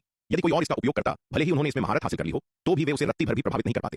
लेकिन विराट के साथ यह अलग था, क्योंकि विराट उसका मालिक था और विराट द्वारा उपयोग की जाने वाली कोई भी गुप्त तकनीक एक बार उस पर लागू होने के बाद दूसरों की तुलना में 10 या 100 गुना अधिक शक्तिशाली थी। दूरी पर विराट ने धीरे धीरे अपनी आंखें खोली। उसकी गहरी अथाह आंखें एक स्वप्निल प्रकाश बिखेर रही थीं, जो किसी को भी मोहित करने में सक्षम थी। विराट खड़ा हो गया, धीरे से सांस छोड़ी और काफी प्रसन्न महसूस किया। इतनी कठिन साधना के बाद उसकी सूर्य आत्मा विच्छेद तकनीक आखिरकार 5वें स्तर तक पहुंच गई थी। सूर्य आत्मा विच्छेद तकनीक के 5वें स्तर की विनाशकारी शक्ति के साथ एक साधारण अर्धचरण दिव्य विकास लोक विशेषज्ञ को नष्ट करने के लिए शायद एक ही विचार काफी होगा। यहाँ तक कि दिव्य योद्धा सूची का विशेषज्ञ भी यदि अचानक हमले से उसे चौंका दिया जाए तो वह बहुत प्रभावित होगा। इसके अलावा यह दिव्य चेतना तकनीक समूह हमलों के खिलाफ सबसे शक्तिशाली तुर्क का इक्का है। चूंकि दिव्य चेतना तकनीकों से बचाव करना मुश्किल है, भले ही प्रतिद्वंद्वी संख्या में अधिक हों और उन्होंने एक शक्तिशाली युद्ध व्यूह बना लिया हो, फिर भी इस मूक दिव्य चेतना हमले से निपटने का कोई अच्छा तरीका नहीं है। हालांकि भले ही सूर्य आत्मा विच्छेद तकनीक बेहद शक्तिशाली है, लेकिन इसकी कमजोरी भी स्पष्ट है। यह बहुत अधिक दिव्य आत्मा शक्ति की खपत करती है। दिव्य आत्मा की अपनी वर्तमान ताकत के साथ भी वह सूर्य आत्मा विच्छेद तकनीक के 5वें स्तर का उपयोग अधिकतम 3 बार कर सकता है। यदि वह एक बार में 3 बार से अधिक इसका उपयोग करता है, तो यह उसकी दिव्य आत्मा को नुकसान पहुंचा सकता है। सूर्य आत्मा विच्छेद तकनीक के 5वें स्तर तक पहुंचने के बाद विराट ने उत्तरी महाद्वीप में लोमड़ी कबीले की पैतृक भूमि की ओर जाने से पहले अनंत परम मीनार के दूसरे स्तर में एक और महीने के लिए खुद को एकांतवास में रखा। समय के हिसाब से भालू कबीले के विशेषज्ञों को जल्द ही पहुंच जाना चाहिए। आगामी लड़ाई संभवतः उस समय से कम तीव्र नहीं होगी जब ठाकुर परिवार ने सालों पहले दक्षिणी महाद्वीप पर भारी आक्रमण किया था। फर्क सिर्फ इतना था कि तलवार संप्रदाय की ताकत अब ठाकुर परिवार द्वारा दक्षिणी महाद्वीप पर हमला करने के समय की तुलना में कई गुना अधिक थी। उनकी ताकतों में न केवल 3 शक्तिशाली दिव्य विकास लोक विशेषज्ञ राका, एल्डर तेज और महारानी श्वेता शामिल थे, बल्कि विशाल कछुआ, शार्दूल, महारानी रेणुका और एल्डर योगिता जैसे व्यक्ति भी शामिल थे, जिनकी ताकत अब पहले से काफी अलग थी। इसके अलावा तलवार संप्रदाय के दिव्य विकास लोक विशेषज्ञों की संख्या उस संख्या से कहीं अधिक थी जो ठाकुर परिवार के पास दक्षिणी महाद्वीप पर आक्रमण के दौरान थी। विराट लोमड़ी कबीले की पैतृक भूमि पर लौटा। कई और दिनों तक इंतजार करने के बाद भालू कबीले के शक्तिशाली सदस्य आखिरकार आ ही गए। श्वेता, कमीनी, बाहर निकल। लोमड़ी कबीले की पैतृक भूमि पर पहुंचने पर भालू कबीले के महा एल्डर हिमाद्री ने गुस्से में दहाड़ लगाई। उसकी क्रोधित आवाज लोमड़ी कबीले की पूरी पैतृक भूमि में गूंज उठी, हर कोने तक पहुंच गई। न्याय की मांग करने के लिए इतनी बड़ी सेना के साथ भालू कबीले के शक्तिशाली सदस्यों को आते देख लोमड़ी कबीले के अनगिनत सदस्य डर से भर गए। उनके चेहरे पील पड़ गए और उनके शरीर कांपने लगे। हजारों साल के उत्पीड़न ने पूरे लोमड़ी कबीले में भालू कबीले का सामना करते समय एक गहरा डर पैदा कर दिया था। इसके अलावा खबर लीक होने से रोकने के लिए विराट के अनुरोध पर महारानी श्वेता ने लोमड़ी कबीले के अधिकांश लोगों को विराट के आगमन की सूचना नहीं दी थी। वर्तमान में केवल लोमड़ी कबीले के उच्च रैंकिंग सदस्यों को ही विराट के आगमन के बारे में पता था। लोमड़ी कबीले के कई सदस्य भालू कबीले के राजकुमार बल्लाल और एल्डर बलराज की मौत से अनजान थे। इसलिए जब उन्होंने न्याय की मांग करने के लिए इतने सारे शक्तिशाली भालू कबीले के सदस्यों को अचानक प्रकट होते देखा, तो वे स्वाभाविक रूप से भयभीत थे। जैसे ही हिमाद्री की आवाज गूंजी, एक सफेद आकृति आसमान में चमक उठी। हिमाद्री, तुम इतनी भव्यता के साथ हमारे लोमड़ी कबीले की पैतृक भूमि में आकर क्या करने का इरादा रखते हो? महारानी श्वेता ने हिमाद्री और अन्य लोगों की ओर देखा। उनका भाव उदासीन था। हम, मेरा क्या इरादा है? हिमाद्री ने उपहास किया। मेरा क्या इरादा है? तुम नीच औरत, क्या तुम अच्छी तरह से नहीं जानती? तुम्हें मेरे भालू कबीले के राजकुमार और एल्डर को मारने की हिम्मत किसने दी? उन जानवरों बल्लाल और बलराज ने मेरा अनादर करने की हिम्मत की। मैंने उन्हें मार डाला तो क्या? तुम इसके बारे में क्या करने जा रहे हो? महारानी श्वेता ने शांति से कहा। मार डाला तो क्या? क्या अहंकारी लहजा है? महारानी श्वेता के शब्द सुनकर हिमाद्री गुस्से में हंसा। तुम खुद को क्या समझती हो? तुम नीच को लेटा, एक बेकार को लेटा जो मेरे भालू कबीले के आदेश के नीचे रेंगती है। मेरे भालू कबीले के राजकुमार और एल्डर्स को मारने की तुम्हारी हिम्मत कैसे हुई? तुम अपनी मौत मांग रही हो। हिमाद्री, मुझे फिर से गाली देकर तो देख। हिमाद्री के लगातार अपमान से महारानी श्वेता भी क्रोधित हो गई। अतीत में वह पूरे लोमड़ी कबीले के अस्तित्व की खातिर ऐसे अपमान को बर्दाश्त करती, चाहे वह कितना भी अपमानजनक क्यों न हो। लेकिन अब विराट और तलवार संप्रदाय के समर्थन के साथ उसका आत्मविश्वास बहुत बढ़ गया था और वह अब ऐसे दुर्व्यवहार को सहन नहीं कर सकती थी। इसके अलावा विराट देख रहा था, हिमाद्री द्वारा इतना अपमानित किया जाना विराट की नजरों में उसकी छवि को खराब करेगा। क्योंकि उसने खुद को विराट को सौंपने का फैसला कर ही लिया था, इसलिए वह स्वाभाविक रूप से उस पर एक अच्छी छाप छोड़ना चाहती थी, ताकि वह भविष्य में विराट के हरम में एक अच्छा स्थान प्राप्त कर सके। अगर उसकी छवि खराब हो गई तो शायद वह विराट के पास एक उपपत्नी भी न बन पाए, जो कि बहुत बुरा होगा। तुम्हें सच में लगता है कि मैं तुम्हें मारने की हिम्मत नहीं करूंगी? महारानी श्वेता ने हिमाद्री को ठंडेपन से घूरते हुए कहा। मुझ पर फिर से भौंकने की हिम्मत करो और मेरा यकीन करो, मैं तुम्हें उन 2 जानवरों बल्लाल और बलराज से मिलने नीचे यमलोक भेज दूंगी। हे, मुझे मारोगी? महारानी श्वेता के शब्द सुनकर हिमाद्री गुस्से में हंसा, जैसे उसने दुनिया का सबसे मजेदार मजाक सुना हो। उसने महारानी श्वेता को घूरा और उपहास किया। श्वेता, तुम कुतिया, क्या तुम्हारा दिमाग खराब हो गया है? तुम वास्तव में मुझे मारने की बात करने की हिम्मत करती हो? मुझे नहीं पता कि तुम्हें इतना आत्मविश्वास कहां से मिलता है। क्योंकि तुम्हारा लोमड़ी कबीला मरने के लिए इतना उतावला है, तो मैं आज तुम्हारी इच्छा पूरी कर दूंगा। इसके साथ ही उसने अपना हाथ लहराया और ठंडे स्वर में चिल्लाया, आक्रमण! अब जबकि बात यहां तक पहुंच चुकी थी, वह महारानी श्वेता के साथ और शब्द बर्बाद करने के लिए बहुत आलसी था। मूल रूप से वह महारानी श्वेता को आत्मसमर्पण करने के लिए पूरे लोमड़ी कबीले के जीवन और मृत्यु की धमकी देना चाहता था, जिससे उसे कुछ परेशानी से बचाया जा सके। आखिरकार महारानी श्वेता मध्य चरण दिव्य विकास लोक की विशेषज्ञ थी, जो बिल्कुल भी कमजोर नहीं थी। अगर लड़ाई छिड़ गई और श्वेता हताशा में लड़ी, तो वे उसे जिंदा नहीं पकड़ पाएंगे। भले ही वे उसे जिंदा पकड़ सकें, लेकिन उनके घायल होने की संभावना थी। अगर वे बिना ज्यादा मेहनत के पूरे लोमड़ी कबीले को खत्म कर सकें, तो यह सबसे अच्छा परिणाम होगा। लेकिन अब ऐसा लग रहा था कि महारानी श्वेता पूरी तरह से अपना दिमाग खो चुकी थी। 9 दिव्य विकास लोक विशेषज्ञों का सामना करते हुए महारानी श्वेता ने अभी भी यह दावा करने की हिम्मत की कि वह उन्हें मार डालेगी। इसे अहंकार नहीं कहा जा सकता, यह शुद्ध पागलपन था। ऐसी पागल औरत से बात करना ऊर्जा की बर्बादी थी। आक्रमण! लेकिन जैसे ही हिमाद्री ने आक्रमण शब्द चिल्लाया, दूसरी तरफ से लगभग एक साथ एक आवाज गूंजी। जैसे ही यह आवाज गूंजी, शू शू शू, आकृतियां अचानक नीचे से ऊपर उछली और उन्हें घेर लिया। मूल रूप से जब वह आवाज गूंजी तो हिमाद्री चौंक गया, यह सोचकर कि वह लोमड़ी कबीले के घात में फंस गया है। लेकिन जब उसने देखा कि ये उड़ने वाली आकृतियां केवल आरोहण लोक के लोमड़ी राक्षस थे, तो उसने महसूस किया कि वे आरोहण लोक के लोमड़ी राक्षसों से ज्यादा कुछ नहीं थे। उनमें से 3 जो लोमड़ी राक्षस नहीं लग रहे थे, बस एक मानव चींटी थी जो महान क्षेत्र के मध्य चरण में थी, एक अनाड़ी दिखने वाला बाघ और एक बड़ा मंदबुद्धि कछुआ। महारानी श्वेता और एल्डर ललिता के अलावा उनमें से कोई भी दिव्य विकास लोक में नहीं था। वे पूरी तरह से महत्वहीन थे। ये देखकर हिमाद्री ने उपहास किया, श्वेता, मैंने सोचा था कि तुम्हारे पास कोई ऐसा सहारा है जिसने तुम्हें इतनी धृष्टता दी है। पता चला ये सिर्फ ये आरोहण लोक की चींटियां हैं। लगता है तुमने सच में अपना दिमाग खो दिया है और तुम्हारी बीमारी काफी गंभीर है। बिना किसी हिचकिचाहट के हिमाद्री ने एक भाला खींचा और महारानी श्वेता की ओर भोंक दिया। उसी समय गिरिराज और भालू कबीले के अन्य 7 दिव्य विकास लोक विशेषज्ञों ने भी महारानी श्वेता पर हमला किया। जहां तक उन आरोहण लोक की लोमड़ी चींटियों की बात थी जो उन्हें घेर रही थीं, उन्हें पूरी तरह से नजरअंदाज कर दिया गया। ये केवल महत्वहीन आरोहण लोक के लोमड़ी राक्षस थे जो शायद ही उनके समय के लायक थे। उनकी लड़ाई के झटके ही उन्हें धूल में मिलाने के लिए काफी थे। हालांकि हिमाद्री, गिरिराज और भालू कबीले के अन्य शक्तिशाली सदस्य जो दिव्य विकास लोक में थे, उन्होंने जल्दी ही इन तथाकथित आरोहण लोक के लोमड़ी राक्षसों को कम आंकने का कड़वा फल चखा। जब वे महारानी श्वेता पर हमला कर रहे थे तो आरोहण लोक के लोमड़ी राक्षसों ने एक साथ अपना हमला शुरू कर दिया, और जिस क्षण इन आरोहण लोक के लोमड़ी राक्षसों ने हमला किया, हिमाद्री, गिरिराज और भालू कबीले के अन्य सदस्य यह देखकर भयभीत हो गए कि ये लोमड़ी दानव जो केवल आरोहण लोक के योद्धाओं जैसी आभा बिखेर रही थीं, वास्तव में दिव्य विकास लोक की असली विशेषज्ञ निकली। अपनी पिछली लापरवाही और विरोधियों को कम आंकने के कारण एल्डर हिमाद्री, एल्डर गिरिराज और अन्य लोग इस अचानक हमले से पूरी तरह से अवाक रह गए। जब तक वे प्रतिक्रिया करते, अनगिनत भयानक हमले उन पर कहर बनकर टूट पड़े थे। धड़ाम धड़ाम धड़ाम। धरती को हिला देने वाले विस्फोटों की एक श्रृंखला के बाद भालू कबीले के 9 दिव्य विकास लोक विशेषज्ञों में से 3 की मौके पर ही मृत्यु हो गई, और बाकी 4 जो अभी दिव्य विकास लोक के प्रारंभिक चरण में थे, गंभीर रूप से घायल हो गए। यहां तक कि एल्डर हिमाद्री और एल्डर गिरिराज जो दोनों दिव्य विकास लोक के मध्य चरण में थे, इस अप्रत्याशित हमले में बुरी तरह जख्मी हो गए। यह कैसे संभव है? तुम्हारे लोमड़ी कबीले के पास इतने सारे दिव्य विकास लोक विशेषज्ञ कैसे हो सकते हैं? एल्डर हिमाद्री ने खून की उल्टी करते हुए अत्यधिक भय में चिल्लाया। उनका चेहरा अविश्वास से भरा हुआ था। उनके सामने जो दृश्य सामने आ रहा था वह उनकी समझ से पूरी तरह परे था। उन पर हमला करने वाले दिव्य विकास लोक विशेषज्ञों की संख्या इतनी अधिक थी कि अगर पूरे भालू कबीले के सभी दिव्य विकास लोक विशेषज्ञों को भी मिला लिया जाए तो भी वे कम पड़ जाते। लोमड़ी कबीले के संसाधनों के साथ उनके लिए इतने सारे दिव्य विकास लोक विशेषज्ञों को इकट्ठा करना असंभव था। यदि लोमड़ी कबीला वास्तव में इतना शक्तिशाली होता तो वे 1000 साल पहले हुए युद्ध में भेड़िया कबीले से नहीं हारते, और न ही वे पिछले 1000 वर्षों से भालू कबीले के प्रति इतने अधीन होते जो अपनी सुरक्षा के बदले में सुंदर लोमड़ियों की एक के बाद एक खेप उपहार के रूप में पेश करते रहे थे। नहीं, ये बिल्कुल भी शक्तिशाली लोमड़ियां नहीं है, ये मानव योद्धा हैं। तभी दूसरे एल्डर गिरिराज को अचानक एहसास हुआ कि कुछ गड़बड़ है। जैसे जैसे लड़ाई आगे बढ़ी, दिव्य पवन महल की स्वामिनी महारानी रेणुका, एल्डर योगिता, एल्डर विदुषी और अन्य लोगों द्वारा उपयोग किए गए गोपन और छलावरण ताबीजों का असर खत्म हो गया, जिससे उनका असली रूप सामने आ गया। अपनी वर्तमान साधना के स्तर से सीमित होने के कारण विराट के गोपन और छलावरण ताबीज केवल तब तक महारानी रेणुका, एल्डर योगिता, एल्डर विदुषी और अन्य दिव्य विकास लोक विशेषज्ञों की आभा को छिपा सकते थे और उनका रूप बदल सकते थे, जब तक वे लड़ नहीं रहे थे। एक बार जब उन्होंने युद्ध में अपनी पूरी शक्ति लगा दी तो ऊर्जा के तीव्र टकराव ने ताबीजों को प्रभावहीन बना दिया। यदि विराट का ताबीज थोड़ी उच्च श्रेणी का होता तो शायद यह उनकी भीषण लड़ाई के दौरान भी अपना प्रभाव बनाए रखता। राका, ये तुम हो? तुम वास्तव में हमारे खिलाफ लोमड़ी कबीले की मदद कर रहे हो? क्या तुम्हारा दिमाग खराब हो गया है? जैसे ही सबने अपना असली रूप दिखाया, एल्डर हिमाद्री ने हमलावरों के बीच भेड़िया कबीले के 3 सबसे मजबूत सदस्यों में से एक राका को पहचान लिया और अत्यधिक सदमे और क्रोध में चिल्लाया, और एल्डर तेज, तुमने भी हमारे खिलाफ लोमड़ी कबीले की मदद करने की हिम्मत की? क्या तुम भालू कबीले के प्रतिशोध और अपने तेंदुआ कबीले के विनाश से नहीं डरते? फिर एल्डर हिमाद्री ने भीड़ में एल्डर तेज को पहचाना और उस पर दहाड़ा। तेंदुआ दानव कबीला ताकत में लगभग लोमड़ी दानव कबीले के बराबर था, और उनके भालू कबीले से इसकी कोई तुलना नहीं थी। एल्डर हिमाद्री ने सपने में भी नहीं सोचा था कि एल्डर तेज उनके भालू कबीले के खिलाफ लोमड़ी कबीले की मदद करने की हिम्मत करेगा और यहाँ घात लगाकर बैठेगा। एल्डर हिमाद्री, अपनी बकवास बंद करो। यदि तुम्हें किसी को दोष देना है तो अपने भालू कबीले को दोष दो कि वह एहसान फरामोश है और हमारे युवा मालिक को नाराज किया है। एल्डर तेज ने शांति से कहा, इस बारे में चिंता करने के बजाय कि हमारा तेंदुआ कबीला विनाश का सामना करेगा या नहीं, तुम्हें इस बात की चिंता करनी चाहिए कि क्या तुम्हारा भालू कबीला जीवित बच पाएगा। बोलते हुए एल्डर तेज रुका नहीं। उसने विराट द्वारा दिए गए मध्य श्रेणी के जन्मजात जादुई हथियार को फिराया और भालू कबीले के विशेषज्ञों पर जोरदार हमला कर दिया। बातचीत के दौरान हमलों की लगातार बौछार के तहत संयुक्त सेना द्वारा भालू कबीले के 2 और विशेषज्ञ मारे गए। भालू कबीले के 9 दिव्य विकास लोक विशेषज्ञों में से 5 को कुछ ही सांसों में मार दिया गया, जिससे केवल एल्डर हिमाद्री और एल्डर गिरिराज जो 2 मध्य चरण के दिव्य विकास लोक विशेषज्ञ थे और 2 सबसे मजबूत प्रारंभिक चरण के दिव्य विकास लोक एल्डर ही बचे। यह देखकर एल्डर हिमाद्री और एल्डर गिरिराज की आंखें क्रोध से फट गईं, उनके दिल सदमे और गुस्से से भर गए। इस लड़ाई में उनके भालू कबीले को जो नुकसान हुआ था वह वास्तव में विनाशकारी था। 5 दिव्य विकास लोक विशेषज्ञ सभी यहाँ मारे गए। एल्डर बलराज के नुकसान को जोड़ते हुए भालू कबीले ने 3 महीने से भी कम समय में 6 चौंका देने वाले दिव्य विकास लोक विशेषज्ञों को खो दिया है, जो उनके इतिहास में एक अभूतपूर्व नुकसान था। आज की लड़ाई के बाद भालू कबीला अपनी गंभीर रूप से कमजोर ताकत के कारण शायद 5 महान दानव कबीलों की श्रेणी से बाहर हो जाएगा, और यह सब उस दुष्ट महिला महारानी श्वेता का काम है।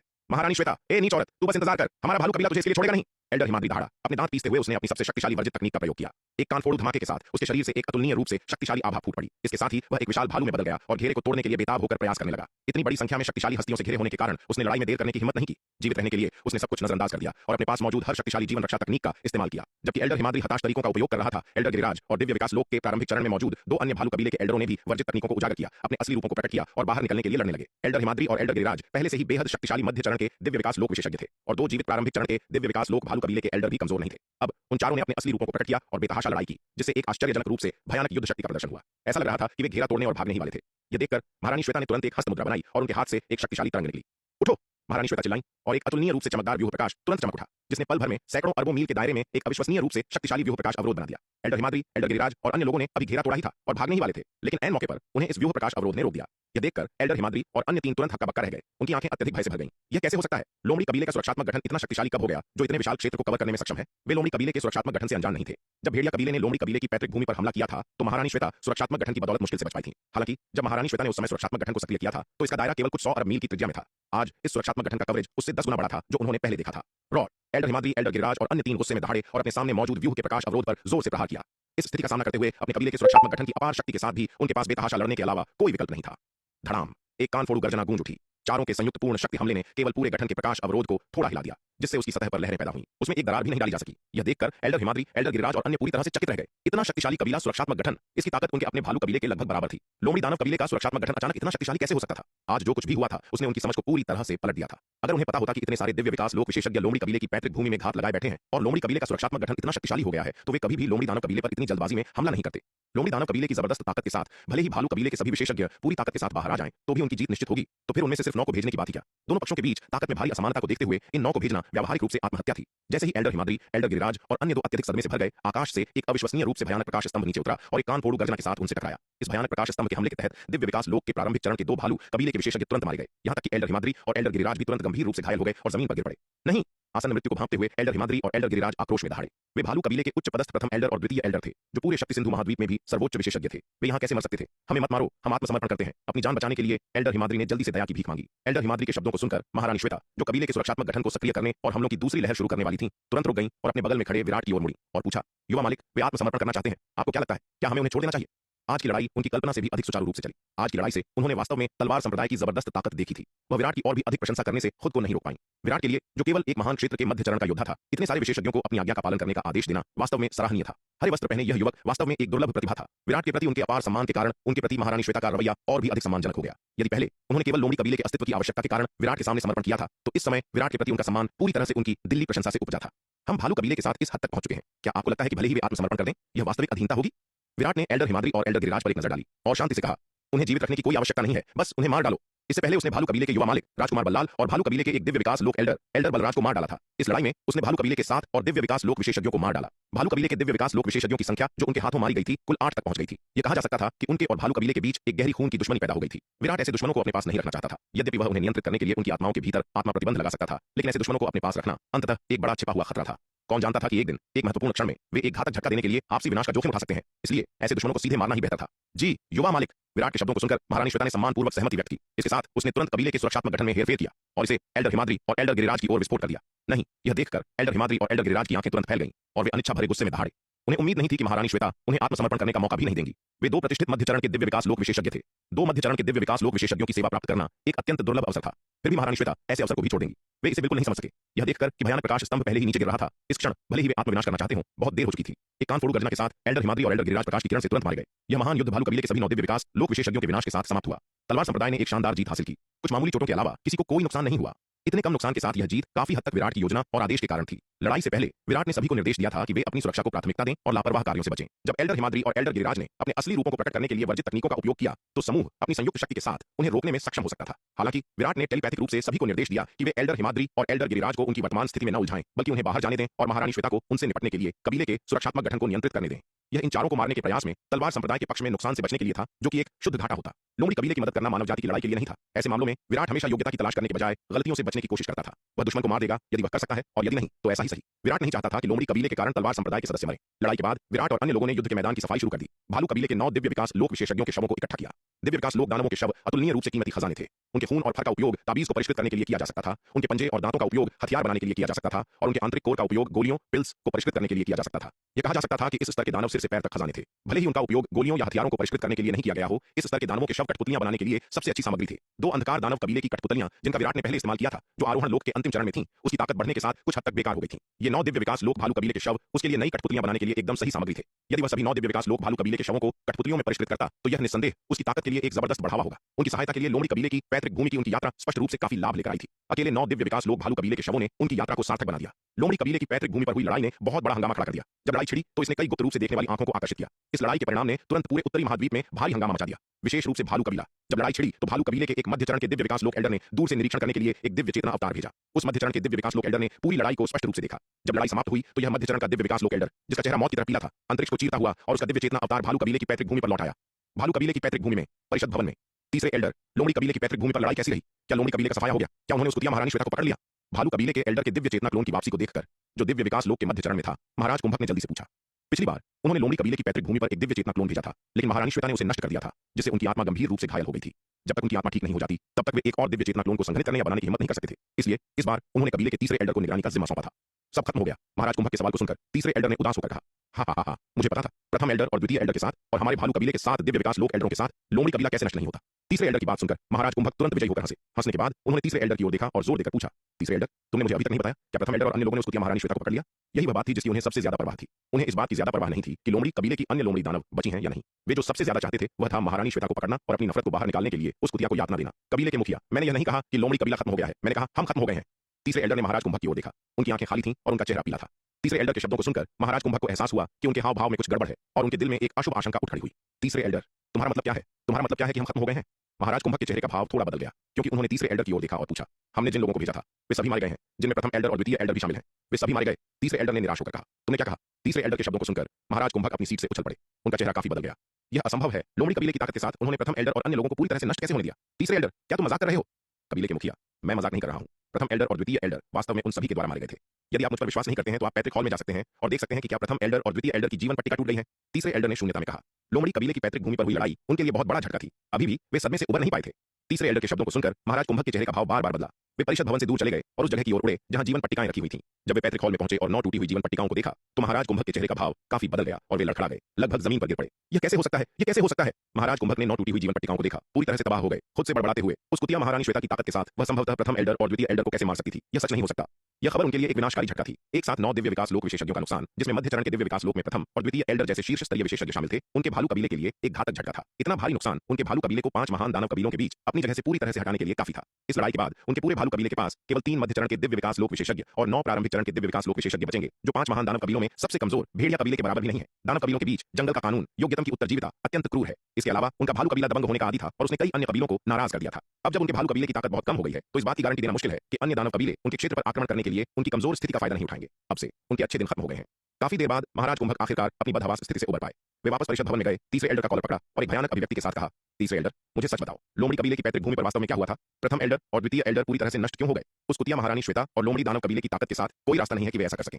यह उस कुतिया महारानी श्वेता और लोमड़ी दानव कबीले द्वारा नहीं किया गया था। लानत है, उस कुतिया महारानी श्वेता ने एक शक्तिशाली रक्षक ढूंढ लिया है, मानव दिव्य विकास लोक विशेषज्ञों का एक पूरा समूह। तीसरे एल्डर ने कहा, पूरी तरह से व्याकुल होकर, हम उस कुतिया महारानी श्वेता द्वारा पूरी तरह से मात खा गए हैं। वह कुतिया वहां घात लगाकर बैठी थी, बस हमारे भालू कबीले के विशेषज्ञों के उसके जाल में फंसने का इंतजार कर रही थी ताकि वह हमारे भालू कबीले को एक घातक झटका दे सके। ओह ठीक है, मानव दिव्य विकास लोक विशेषज्ञों के उस बड़े समूह के अलावा जिन्होंने प्रथम एल्डर और द्वितीय एल्डर के घात में भाग लिया, वे भेड़िया कबीले के राका और तेंदुआ कबीले के एल्डर तेज भी थे। तुमने क्या कहा? राका और एल्डर तेज ने भी इस लड़ाई में भाग लिया।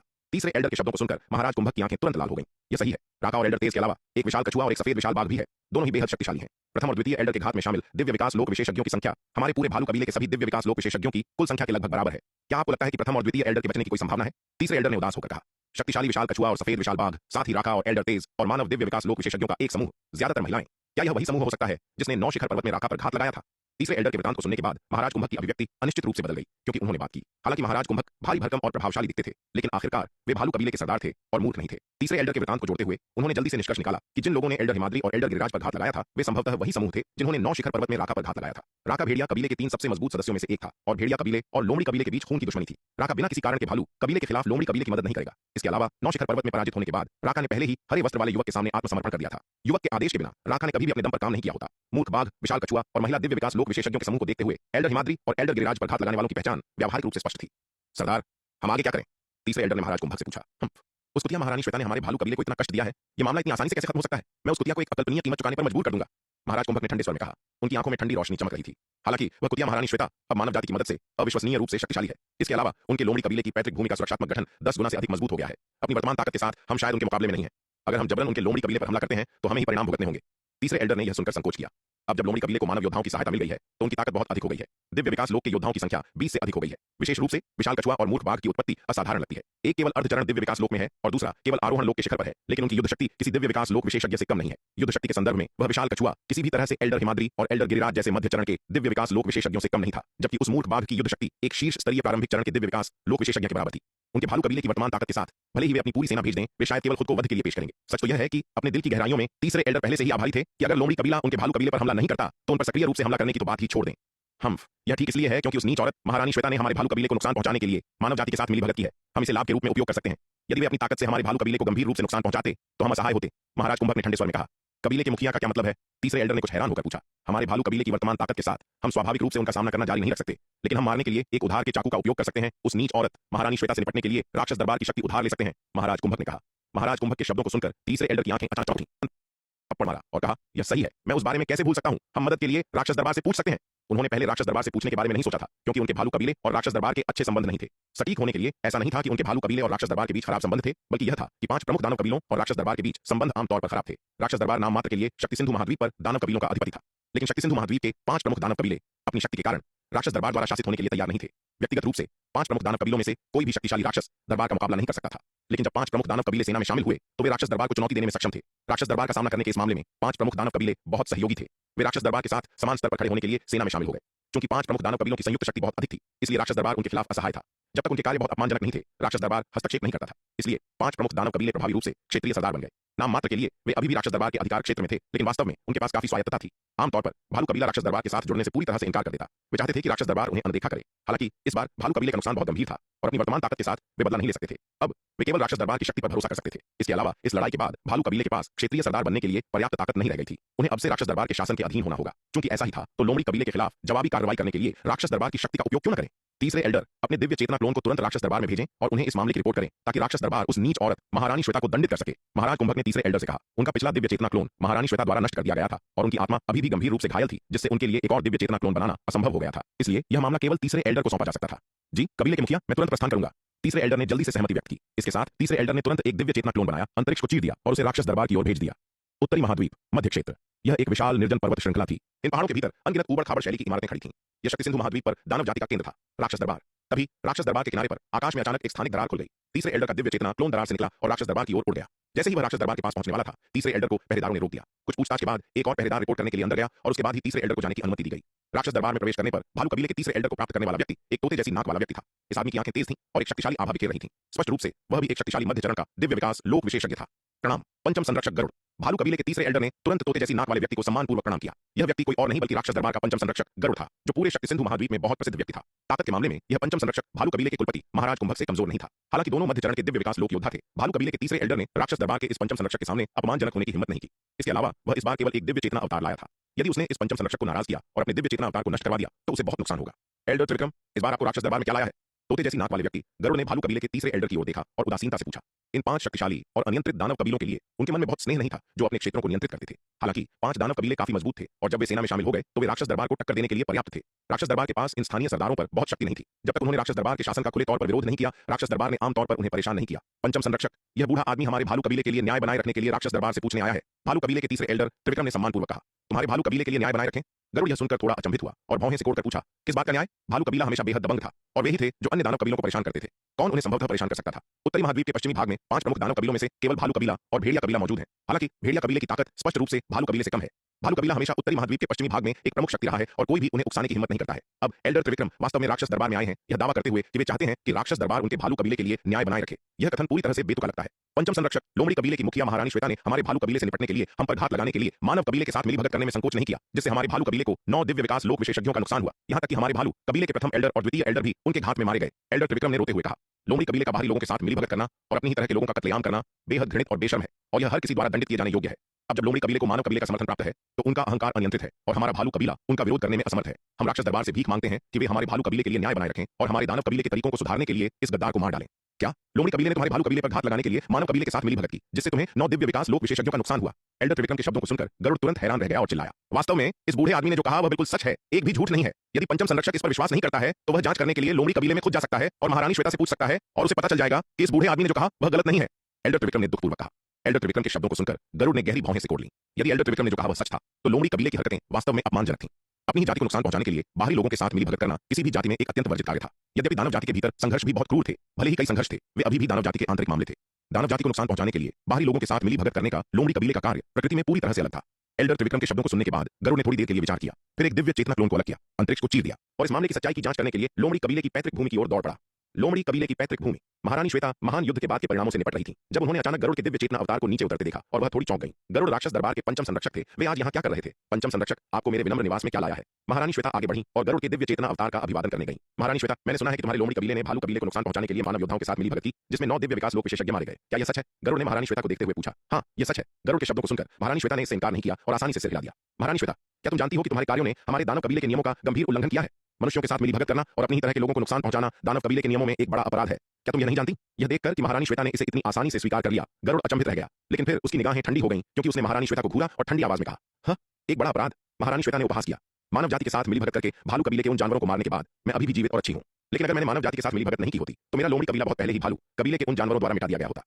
तुम्हारा मतलब क्या है? गरुड़ ने भौहें सिकोड़कर पूछा। पंचम संरक्षक को जो जानकारी मिली है वह भालू कबीले के उन बेशर्म जानवरों से मिली होगी जो सच्चाई को तोड़ने मरोड़ने के लिए राक्षस दरबार गए थे। महारानी श्वेता ने उपहास किया। पंचम संरक्षक ये क्यों नहीं पूछते कि वे कैसे मरे? वे बिना किसी कारण के मेरे लोमड़ी कबीले की पैतृक भूमि पर क्यों आए और हमारे द्वारा घात लगाकर क्यों मारे गए? क्या उनके पास बोर होने के अलावा कुछ बेहतर करने को नहीं था? तुम्हारा मतलब है भालू कबीले ने पहले तुम्हारे लोमड़ी कबीले पर आक्रमण किया? गरुड़ ने भौहें सिकोड़कर पूछा। क्या राक्षस दरबार उस उत्पीड़न से अवगत नहीं है जो भालू कबीला और भेड़िया कबीला हमारे लोमड़ी कबीले पर कर रहे हैं? मैंने अनगिनत बार मदद के लिए राक्षस दरबार से भीख मांगी है और पंचम संरक्षक आप अभी भी भ्रमित होने का नाटक क्यों कर रहे हैं? महारानी श्वेता ने ठंडे स्वर में कहा। भेड़िया कबीले और भालू कबीले के अथक दबाव का सामना करते हुए उसने एक से अधिक बार मदद के लिए राक्षस दरबार से भीख मांगी थी, लेकिन राक्षस दरबार ने हमेशा आंखें मूंद ली थीं। यद्यपि वे लोमड़ी कबीले के लिए खड़े होंगे, वे अधिक से अधिक भालू कबीले और भेड़िया कबीले को कुछ औपचारिक फटकार लगाएंगे बिना कोई ठोस कार्रवाई किए। यदि राक्षस दरबार पहले लोमड़ी दानव कबीले को मदद का हाथ बढ़ाने के लिए तैयार होता तो महारानी श्वेता को मदद के लिए मानव कबीले से भीख मांगने के लिए मजबूर नहीं होना पड़ता। लेकिन क्योंकि लोमड़ी कबीला कमजोर था, राक्षस दरबार ने उन्हें बिल्कुल भी गंभीरता से नहीं लिया और हमेशा भेड़िया कबीले और भालू कबीले को उन्हें दबाने और मजबूर करने की अनुमति दी। यही कारण था कि वह वास्तव में हताश थी और उसे मदद के लिए विराट से भीख मांगनी पड़ी। फिर भी तुम्हें भालू कबीले से निपटने के लिए मानव कबीले के साथ मिली भगत नहीं करनी चाहिए थी, गरुड़ ने ठंडे स्वर में कहा। तो पंचम संरक्षक के अनुसार आप चाहते हैं कि हमारा लोमड़ी कबीला कोई प्रतिरोध न करे और भालू कबीले को हमें नष्ट करने दे? महारानी श्वेता ने यह सुनकर ठंडे स्वर में कहा। भले ही भालू कबीले के कार्य गलत हों, लेकिन यह तुम्हारे लोमड़ी कबीले के लिए मानव कबीले के साथ मिली भगत करने का कोई बहाना नहीं है, गरुड़ ने भौहें सिकोड़कर कहा। महारानी श्वेता, बेहतर होगा कि तुम आज्ञाकारी होकर राक्षस दरबार जाओ और इसके फैसले और सजा को स्वीकार करो। राक्षस दरबार तुम्हारे लोमड़ी दानव कबीले के प्रति नरमी दिखा सकता है, अन्यथा निर्दयी होने के लिए राक्षस दरबार को दोष मत देना। हाँ, मुझे फैसले और सजा को स्वीकार करने के लिए राक्षस दरबार जाने के लिए मजबूर करोगे? यह सुनकर महारानी श्वेता उपहास करने से खुद को नहीं रोक पाई और बोली, हमारा लोमड़ी कबीला इतने सालों से भेड़िया कबीले और भालू कबीले द्वारा उत्पीड़ित रहा है, तब तुम्हारा राक्षस दरबार कहां था? जब हमें तुम्हारे राक्षस दरबार की आवश्यकता थी तो तुम्हारे राक्षस दरबार ने अंधे होने का नाटक किया, लेकिन जब हमने जवाबी हमला किया और जीत गए तो तुम्हारा राक्षस दरबार बाहर आया और कहा कि कानून निर्दयी है। तुम्हारी शर्म कहां है? तुम चाहते हो कि मैं फैसले को स्वीकार करने के लिए राक्षस दरबार जाऊं? मैं तुम्हें अभी बता रही हूं, बिल्कुल नहीं। यदि तुम इतने सक्षम हो तो मुझे पकड़ने के लिए अपने राक्षस दरबार से किसी को भेजो। तुम महारानी श्वेता के शब्दों को सुनकर गरुड़ तुरंत क्रोधित हो गया। एक मामूली लोमड़ी कबीले की मुखिया उससे राक्षस दरबार के पंचम संरक्षक से इतनी अपमानजनक बात करने की हिम्मत कैसे कर सकती है? यह पूरी तरह से अपमानजनक था। राक्षस दरबार के उच्च और शक्तिशाली पंचम संरक्षक के लिए यह एक असहनीय उकसावा था। महारानी श्वेता, मैं तुम्हें सलाह देता हूं कि तुम इतनी जिद्दी न बनो, गरुड़ ने महारानी श्वेता को घूरा और ठंडे स्वर में कहा। मैं तुम्हें आखिरी मौका दे रहा हूं, राक्षस दरबार जाओ और आज्ञाकारी होकर फैसले का सामना करो, वरना तुम्हारे लोमड़ी कबीले के लिए परिणाम असहनीय होंगे। कोई जरूरत नहीं है, महारानी श्वेता ने यह सुनकर ठंडे स्वर में कहा। गरुड़, बस अपना पाखंडी और घृणित चेहरा हटा लो। यदि तुम्हारा राक्षस दरबार मेरे लोमड़ी कबीले को दंडित करना चाहता है तो आ जाओ, मैं महारानी श्वेता तैयार हूं। अच्छा, बहुत अच्छा। महारानी श्वेता के शब्दों को सुनकर गरुड़ गुस्से में हंसा। ऐसा लगता है कि तुम्हें लगता है कि मानव जाति के तुम्हारे रक्षक होने के साथ राक्षस दरबार तुम्हारा कुछ नहीं बिगाड़ सकता। मुझे आशा है कि जब राक्षस दरबार की सेना आएगी तो तुम्हें पछतावा नहीं होगा। निश्चिंत रहें, मैं महारानी श्वेता कभी नहीं पछताऊंगी, महारानी श्वेता ने शांति से कहा। हालांकि मुझे पंचम संरक्षक को यह भी याद दिलाना चाहिए कि यदि यदि तुम्हारी दानव सेना हमारे लोमड़ी कबीले पर आक्रमण करने की हिम्मत करती है तो तुम हमारे नश्वर दुश्मन होगे। मैं तुम्हें अभी चेतावनी दे रही हूं, मुझे महारानी श्वेता को क्रूर और निर्दयी होने और तुम्हारी दानव सेना को नष्ट करने के लिए दोष मत देना। महारानी श्वेता, तुम्हें इतना आत्मविश्वास कौन देता है कि तुम वास्तव में राक्षस दरबार के खिलाफ खड़ी हो सकती हो? महारानी श्वेता के शब्दों को सुनकर गरुड़ हंसा, जैसे कि उसने दुनिया का सबसे मजेदार मजाक सुना हो। तो तुम बस उस दिन का इंतजार करो जब तुम्हारा लोमड़ी कबीला मिटा दिया जाएगा। इसके साथ गरुड़ के दिव्य चेतना क्लोन ने ठंडे स्वर में सूंघा, मुड़ा और अपने पीछे की स्थानिक दरार में प्रवेश किया। राक्षस दरबार में लौट आया। गरुड़ को जाते हुए देखकर महारानी श्वेता ने थोड़ी देर के लिए विचार किया और तुरंत विराट को पाया और अभी जो हुआ उसकी रिपोर्ट दी। राक्षस दरबार का सामना करने में उनका आत्मविश्वास विराट और तलवार संप्रदाय के समर्थन के साथ साथ उनके लोमड़ी कबीले के वर्तमान सुरक्षात्मक गठन की ताकत से उपजा था। पिछली लड़ाई के बाद महारानी श्वेता ने विराट द्वारा मरम्मत किए गए सुरक्षात्मक व्यूह की अपार शक्ति को पूरी तरह से देखा था। लोमड़ी कबीले के सुरक्षात्मक व्यूह की वर्तमान रक्षात्मक क्षमताओं के साथ यह पूरी तरह से अंतिम चरण या शिखर दिव्य विकास लोक विशेषज्ञों के हमलों का सामना कर सकता था। सीधे टकराव में लोमड़ी कबीला स्वाभाविक रूप से राक्षस दरबार का मुकाबला नहीं कर सकता था, लेकिन इस सुरक्षात्मक व्यूह पर भरोसा करते हुए लोमड़ी कबीला राक्षस दरबार से डरता नहीं था। सबसे महत्वपूर्ण बात यह है कि महारानी श्वेता को विश्वास नहीं था कि राक्षस दरबार उनके लोमड़ी कबीले से निपटने के लिए बहुत अधिक शक्ति जुटाएगा। गरुड़ राक्षस दरबार में अधिक से अधिक 5वें स्थान पर काबिज संरक्षक था, उसके ऊपर 4 अन्य संरक्षक थे। जब तक राक्षस दरबार अपनी पूरी सेना नहीं भेजता महारानी श्वेता को कोई डर नहीं था। हम कबीले की मुखिया श्वेता, आप राक्षस दरबार के बारे में कितना जानती हैं? महारानी श्वेता का वृतांत सुनने के बाद विराट ने एक पल के लिए विचार किया और महारानी श्वेता की ओर देखते हुए पूछा। यह महिला वास्तव में जानती है कि मुसीबत कैसे खड़ी करनी है। उसने अभी एक भालू कबीले को उकसाया और अब उसने राक्षस दरबार को भी उकसाया है। हालांकि महारानी श्वेता की स्थिति को देखते हुए उनके कार्य वास्तव में समझने योग्य थे। उन्हें वास्तव में राक्षस दरबार जाने और उनके फैसले का सामना करने की अनुमति नहीं दी जा सकती थी। गरुड़ के रवैये को देखते हुए यदि महारानी श्वेता फैसले के लिए राक्षस दरबार जाती तो उनके लिए परिणाम अनुमानित थे। क्योंकि उसने पहले ही एक बार महारानी श्वेता की मदद की थी, इसलिए उसे स्वाभाविक रूप से काम पूरा करना था। इसके अलावा दानव कबीले के खिलाफ संघर्ष पूरी तरह से लाभ के बिना नहीं था। भालू कबीले के साथ पिछली लड़ाई की तरह उसने 9 दिव्य विकास लोक विशेषज्ञों का सफाया कर दिया था और उस स्तर के 9 भालू कबीले के सदस्यों के शव प्राप्त किए थे। यदि वह इन 9 दिव्य विकास लोक भालू कबीले के शवों को कठपुतलियों में परिष्कृत कर सकता है तो उसके पास प्रभावी रूप से उसकी कमान के तहत 9 और शक्तिशाली दिव्य विकास लोक योद्धा होंगे। इतने बड़े लाभ ने विराट को दानव कबीले के खिलाफ संघर्ष में और भी अधिक रुचि और प्रेरणा दी। राक्षस दरबार के बारे में मेरी समझ केवल सतही है, मैं इसकी बारीकियों के बारे में ज्यादा नहीं जानती, महारानी श्वेता ने अपने शब्दों पर विचार करने के बाद सावधानी से कहा। तो मुझे वह सब कुछ बताओ जो तुम जानती हो, विराट ने कहा।